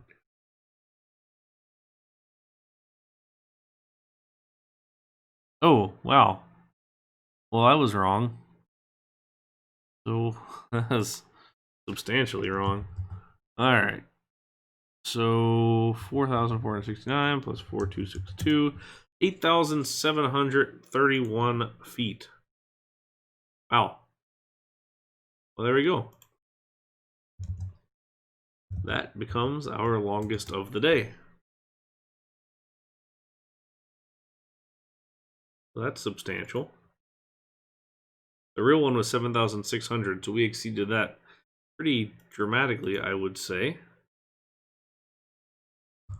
Too bad. Alright, so let me pull up real quick just drawing here for our next one. Okay. So the next coaster that we'll check out, we jump back here, is Temple of the Nighthawk, which is now called Crazy Bats because they put some VR crap on it.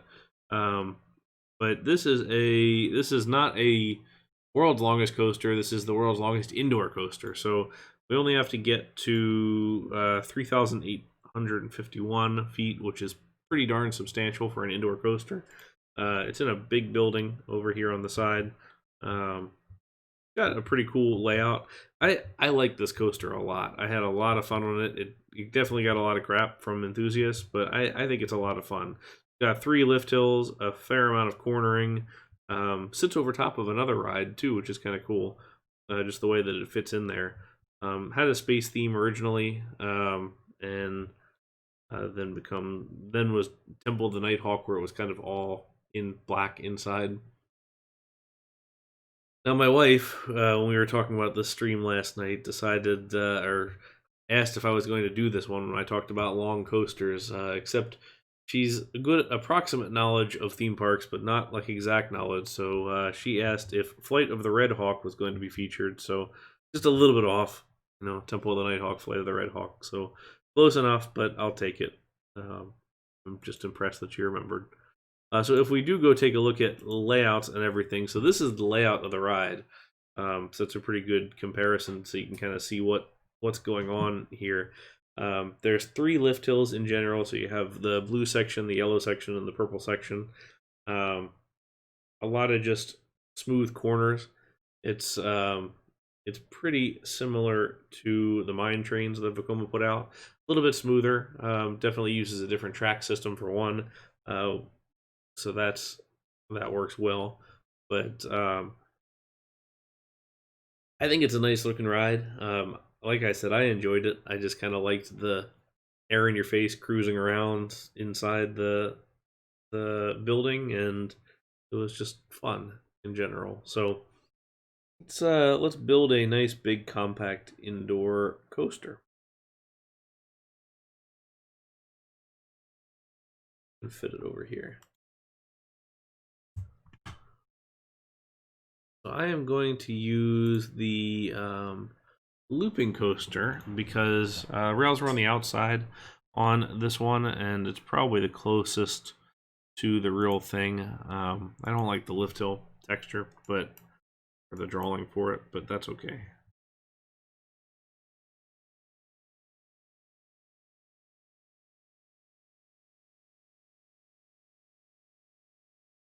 We have a 7-car train on here. Yeah, tire drive lift would be nice for that also.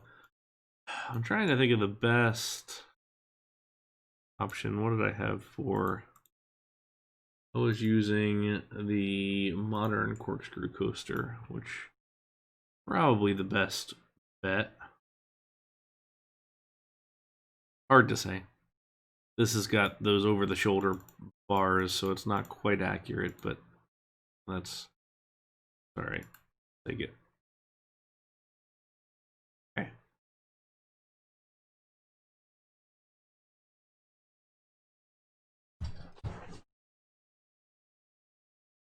like I said, the cool thing to me is that this one is entirely over top of a whole nother ride, Hollywood Tour, a terribly creepy under water ride through like Hollywood scenes. Oops, take a shot. Shot.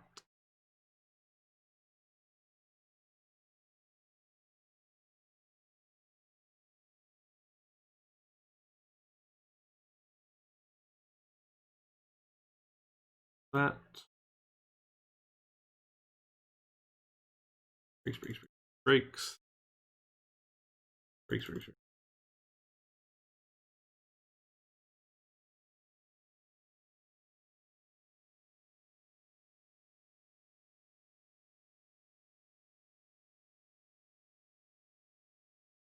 Let's see what we can do with this.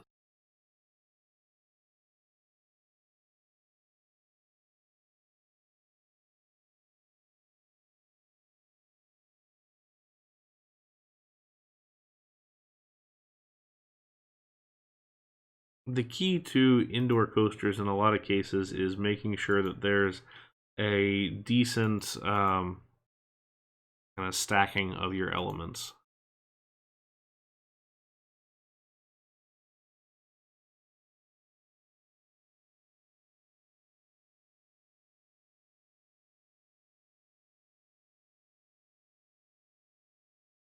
Just trying to get those turns to nest inside of each other and all of that kind of thing.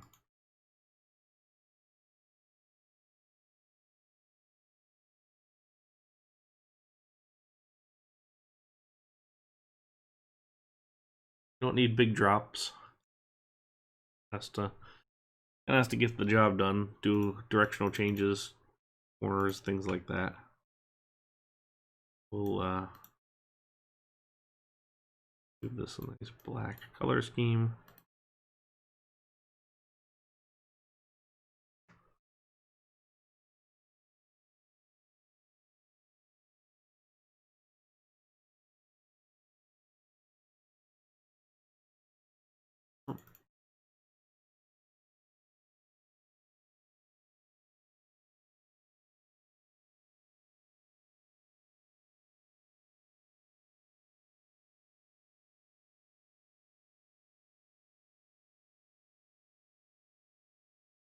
Leave a little bit of height here for the transfer track and maintenance area.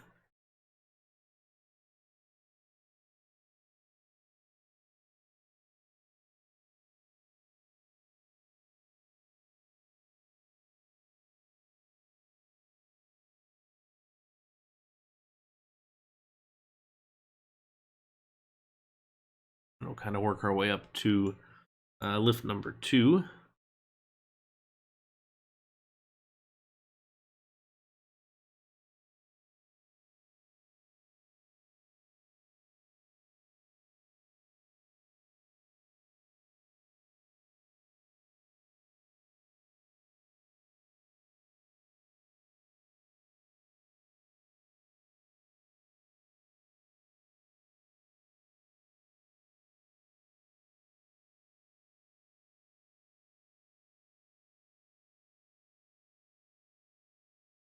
A little bit of air time in there.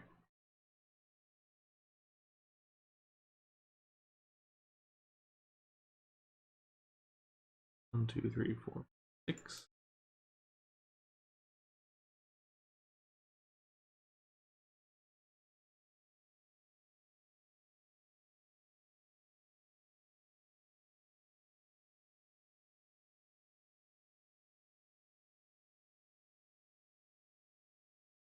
Okay.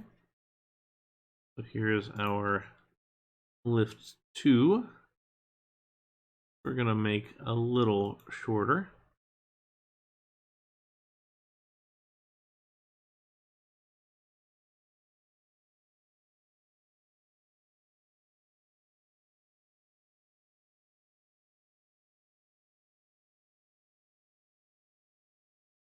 We'll bring this one all the way down.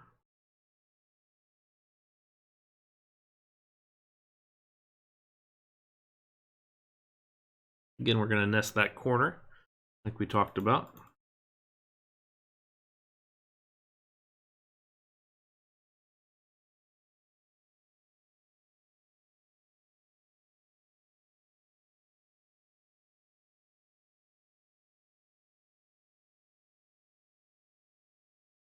We don't really have any particular big big turn or big drops or anything like that on here, which is fine. It's kind of on purpose. We want to give it some speed early on, and then the rest of it just kind of flows from there.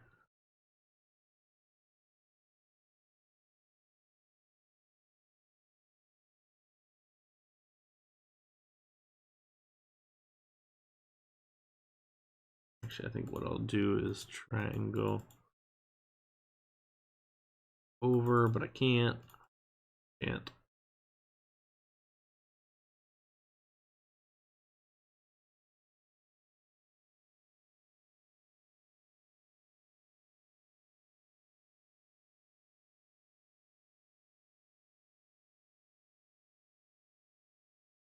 Okay, we'll stick with that.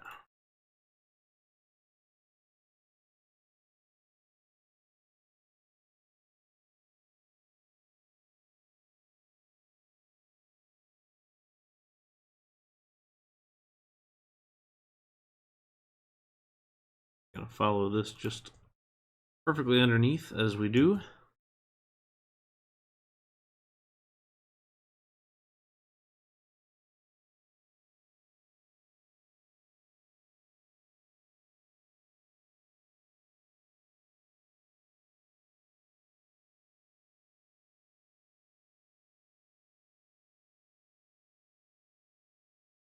One thing to watch out on this one is just to make sure that you don't get to the point where you've used up too much of your ground space so that you can't fit in anything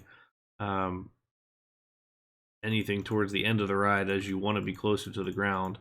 You want to make sure you have everything sort of kind of high enough up off the ground that it makes sense.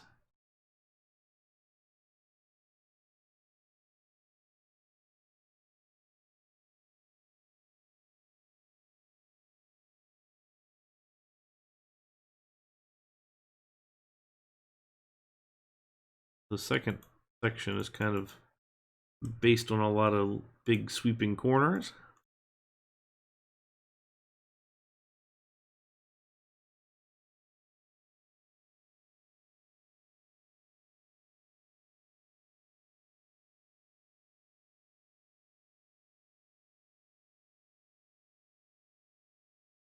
And then this is where it starts getting a little busy once you start intersecting with a number of things. Trying to figure out what the best way is to move off of some of those.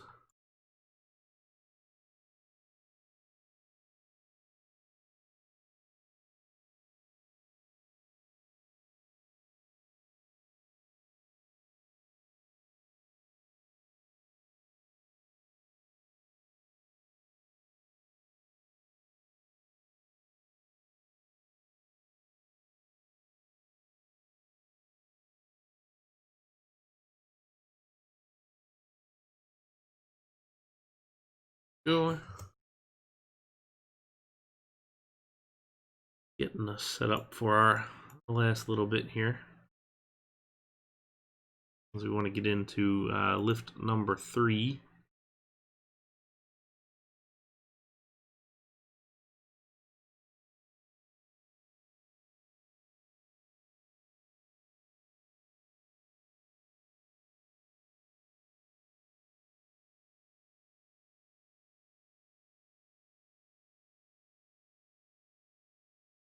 Blast a little bit too short.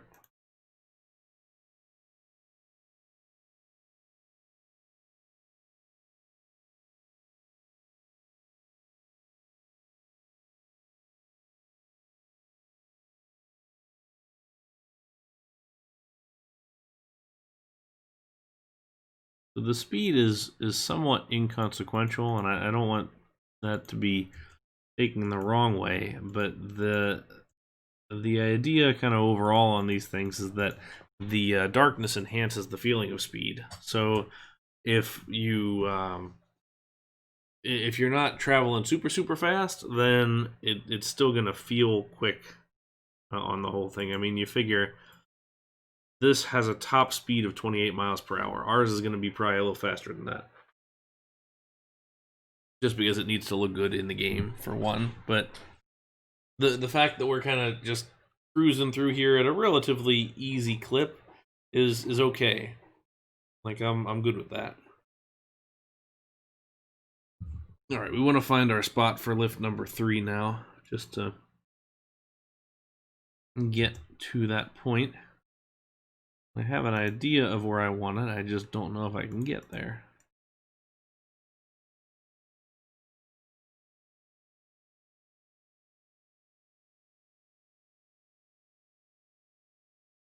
This comes to the point where earlier where we discussed the trying not to fill in too many areas. I'm at that point.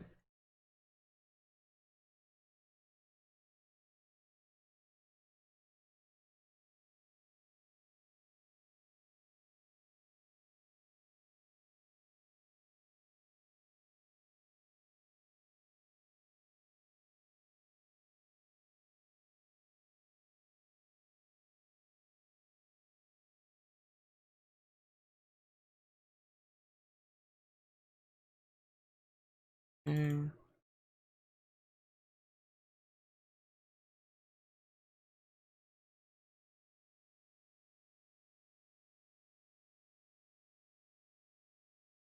We'll clear that whole thing.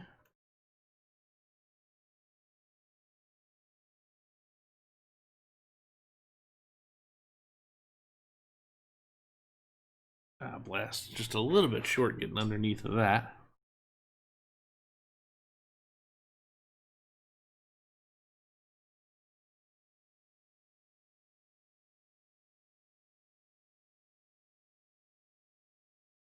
See if we can cross. Not. It's to start a little bit earlier.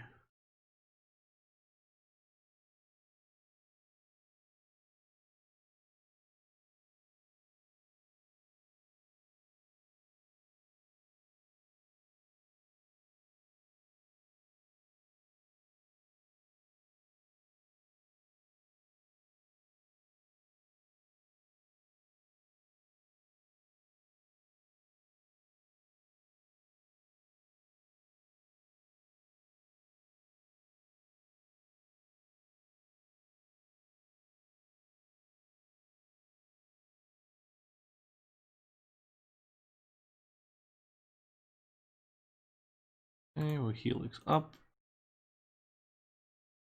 And then I think we'll just go ahead and do our lift hill right here. If we do it right, we can get up underneath of the first one and cross. Go. We'll go back to the height of the first one.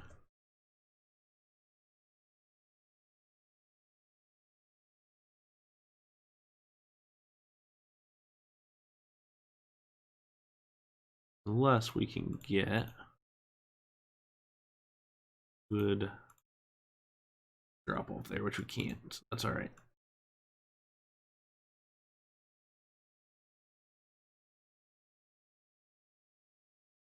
Might be able to get out of here. Again, nice little dip. Maybe the only steep drop on the layout, perhaps, except not, because we're going to run into that one. Now it gets to the tedious part, I would say, where you got to figure out how to squeeze the rest of your layout through.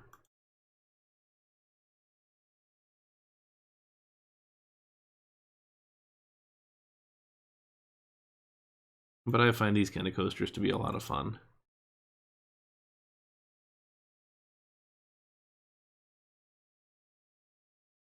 Ah, but the clearance checks are part of the fun.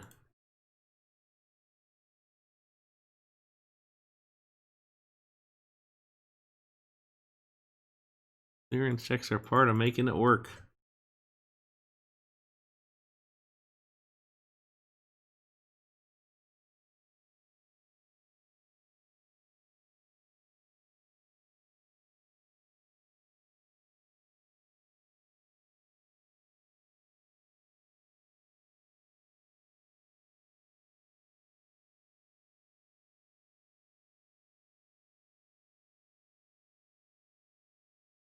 Just trying to figure out how it even fits.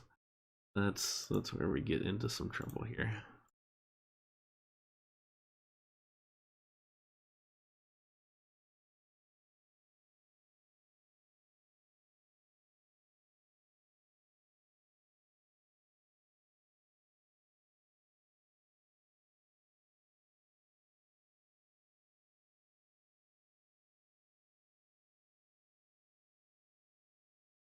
So I don't quite want to go outside our bounds on this side.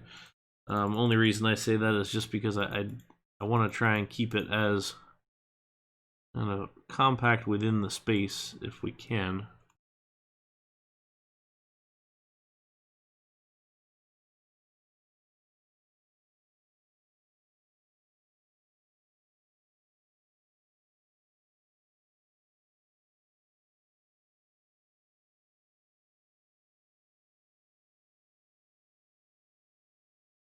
An X2 indoor coaster? That sounds insane.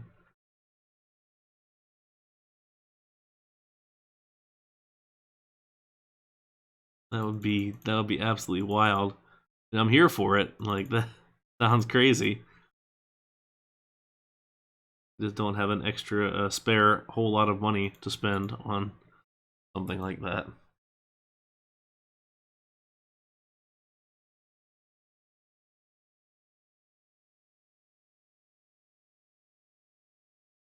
Like, that would be insane.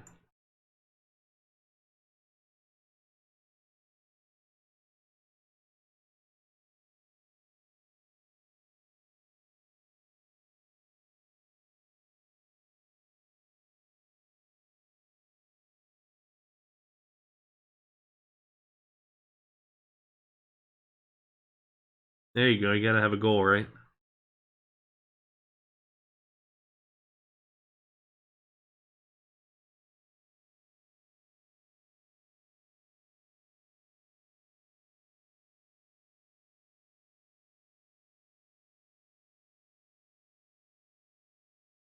Mm.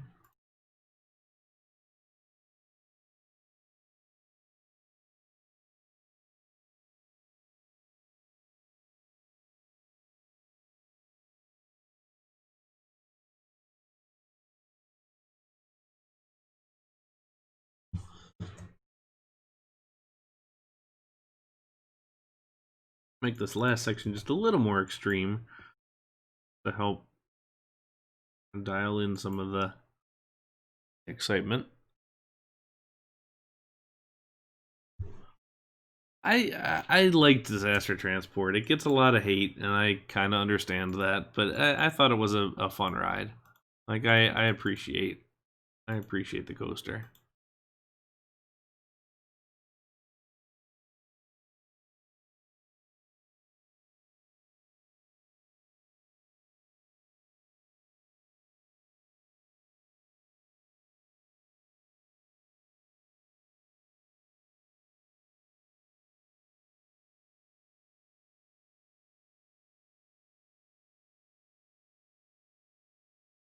I mean, you get a couple of decent indoor coasters. There's that launched Gerstlauer at Motion Gate that's pretty substantial.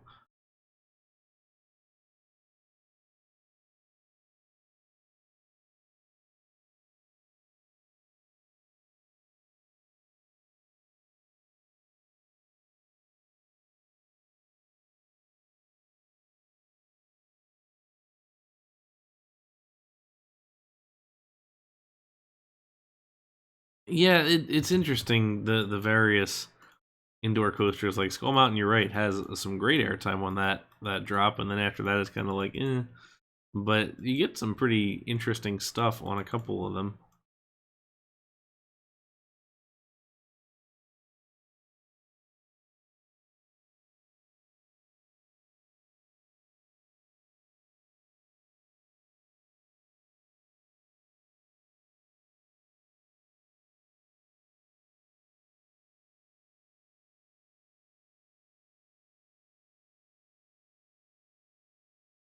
All right, and then we will actually just go ahead and Try and finish it right here.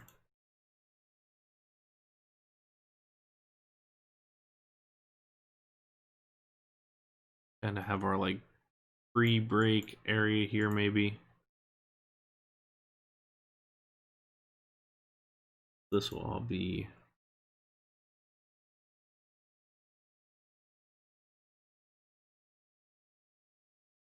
part of that, and then across here.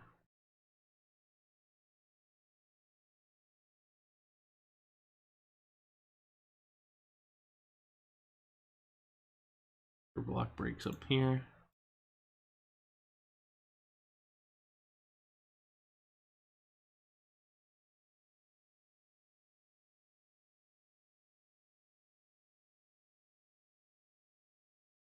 I can do this like kind of like we did ultimate to start. We'll do kind of little dips all the way down.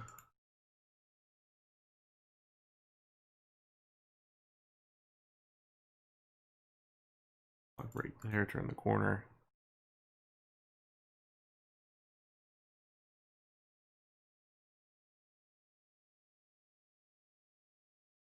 The world's gotten away too from there used to be a lot of parks with indoor scrambler rides, which I always thought were really fun, and it was always a little bit disappointing that those went away. They're good rides. All right, 1, 2, 3, 4. Okay, we were too short on this one.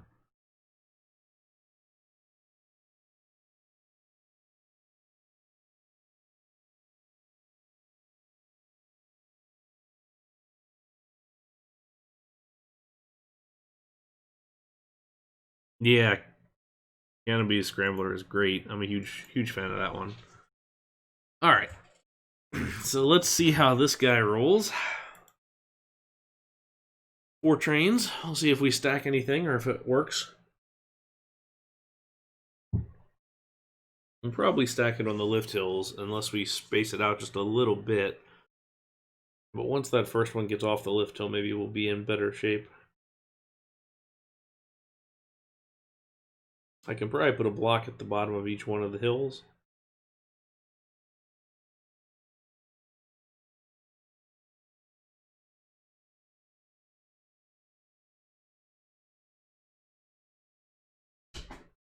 But not too bad. Alright, so we'll see how this one comes off. So what I'm looking for is if lift 1 is going to catch up to lift 2.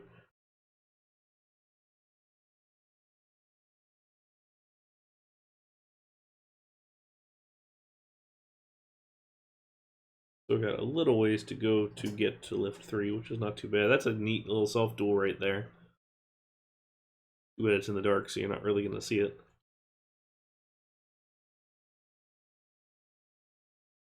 Okay. So what we need is block breaks in here. I'm gonna fix this before we look at the overall. And so block there, and put a block here. That should get us the ability to keep this moving around.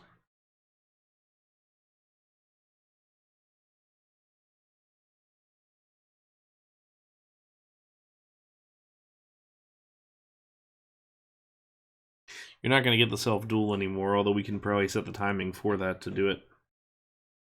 We really want to go that direction.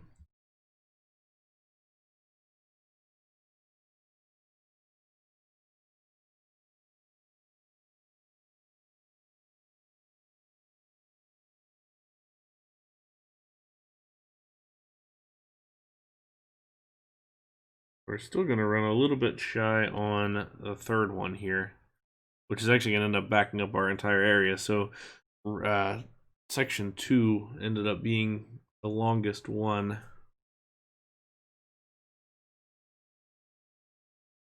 Means that I need to pull this one out. I think with that, it should actually be all right. Let's speed things up. Okay. Now we will get the self duel.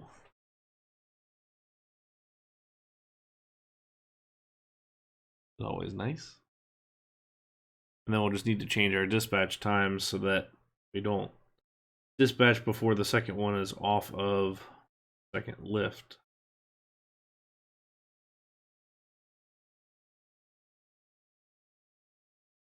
Still stops a little bit there. Which means that the second half is definitely too long as far as that goes.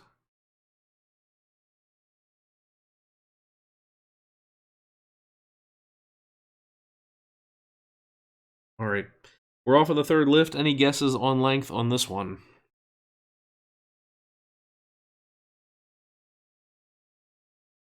Got a couple of nice drops there at the end. Kind of surprise dive underneath the lift there.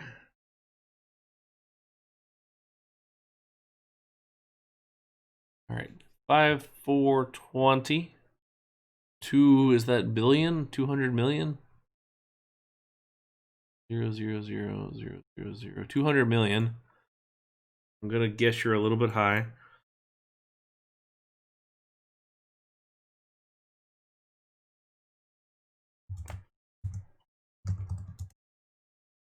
$4,101. 5,420. Actually didn't turn out too bad. It would be a bear to support, but granted it's inside, so you're not going to see it so much. All right, moment of truth. It is 6,067 feet. So not bad. Longer than I gave it credit for. Also way longer than Temple of the Nighthawk is. So it's definitely on the larger end. I probably needed to go a fair bit more compact, but I'll take it. It's I'm kind of happy with that. Well, anyway, let's go take a look at everything that we did today because we're over on time. I guess I should have expected that with long coasters. We had our Morgan to start, which I think turned out pretty well. Like that turnaround and all the airtime hills on the way back. Then we did our X or the ultimate, which is just janky as hell. We can do the terrain on this now that we're at that point because we wanted to have the terrain there. We wanted the terrain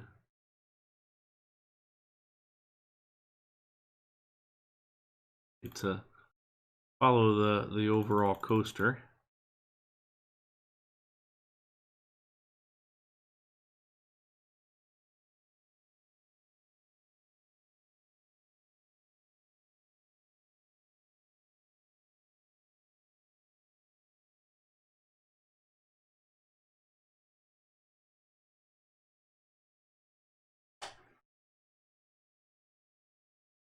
I don't know. I mean, I feel like the spirit of the contest is also just trying to be clever with different things. I feel like if you did a pretty substantial indoor coaster, it'd be fine. It'd be a little bit odd, I think, and I feel like there'd be a number of folks who would probably mark you down for it. But I wouldn't hate on it.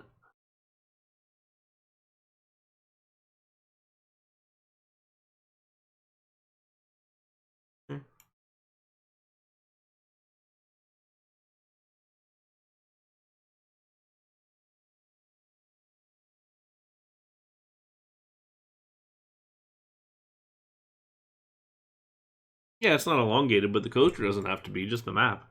So as long as the rest of the map is doing its thing, then I think you're all right.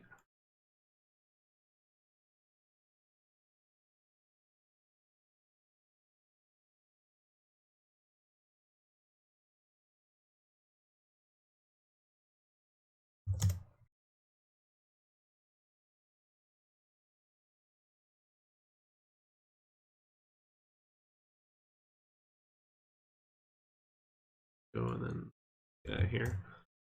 Oh, we're underground.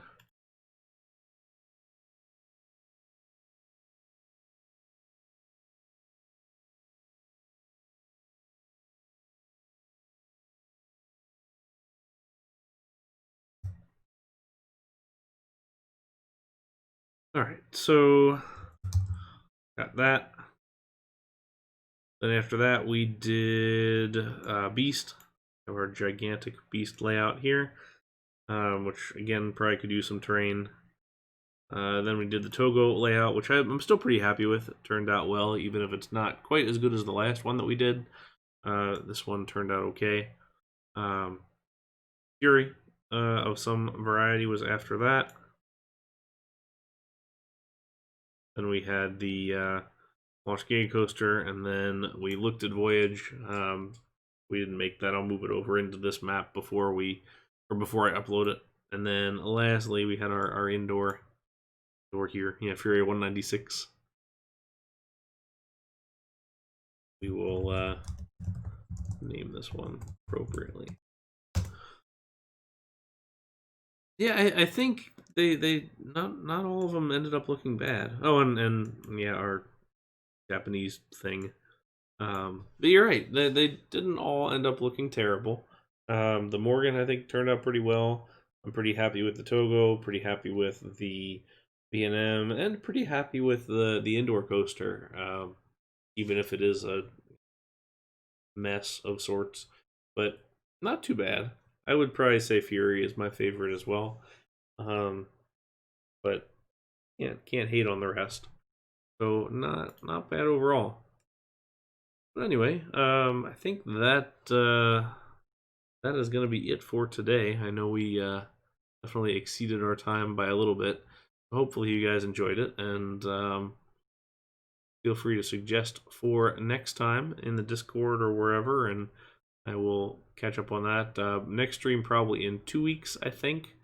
Definitely not next week, but maybe in 2 weeks we'll do the next one. I'm trying to get back onto the every other week thing. If you have not followed the YouTube channel for myself, it's in the description or the profile below here on Twitch. Go subscribe to that for all these videos plus all the other ones that I do, and there will be plenty more of those to come. And then feel free to follow here, and then you can get the notifications every time that I go live. If you want to subscribe, feel free to do that too. If you're an Amazon Prime member, you can do it for free, so that's always cool. And remember, those subscriptions only go for a month, so if you've done it, then don't forget to kind of re-up it the next time. But if you do, I certainly very much appreciate it. So until next time, thank you guys very much for watching, and have a great evening. See you guys later.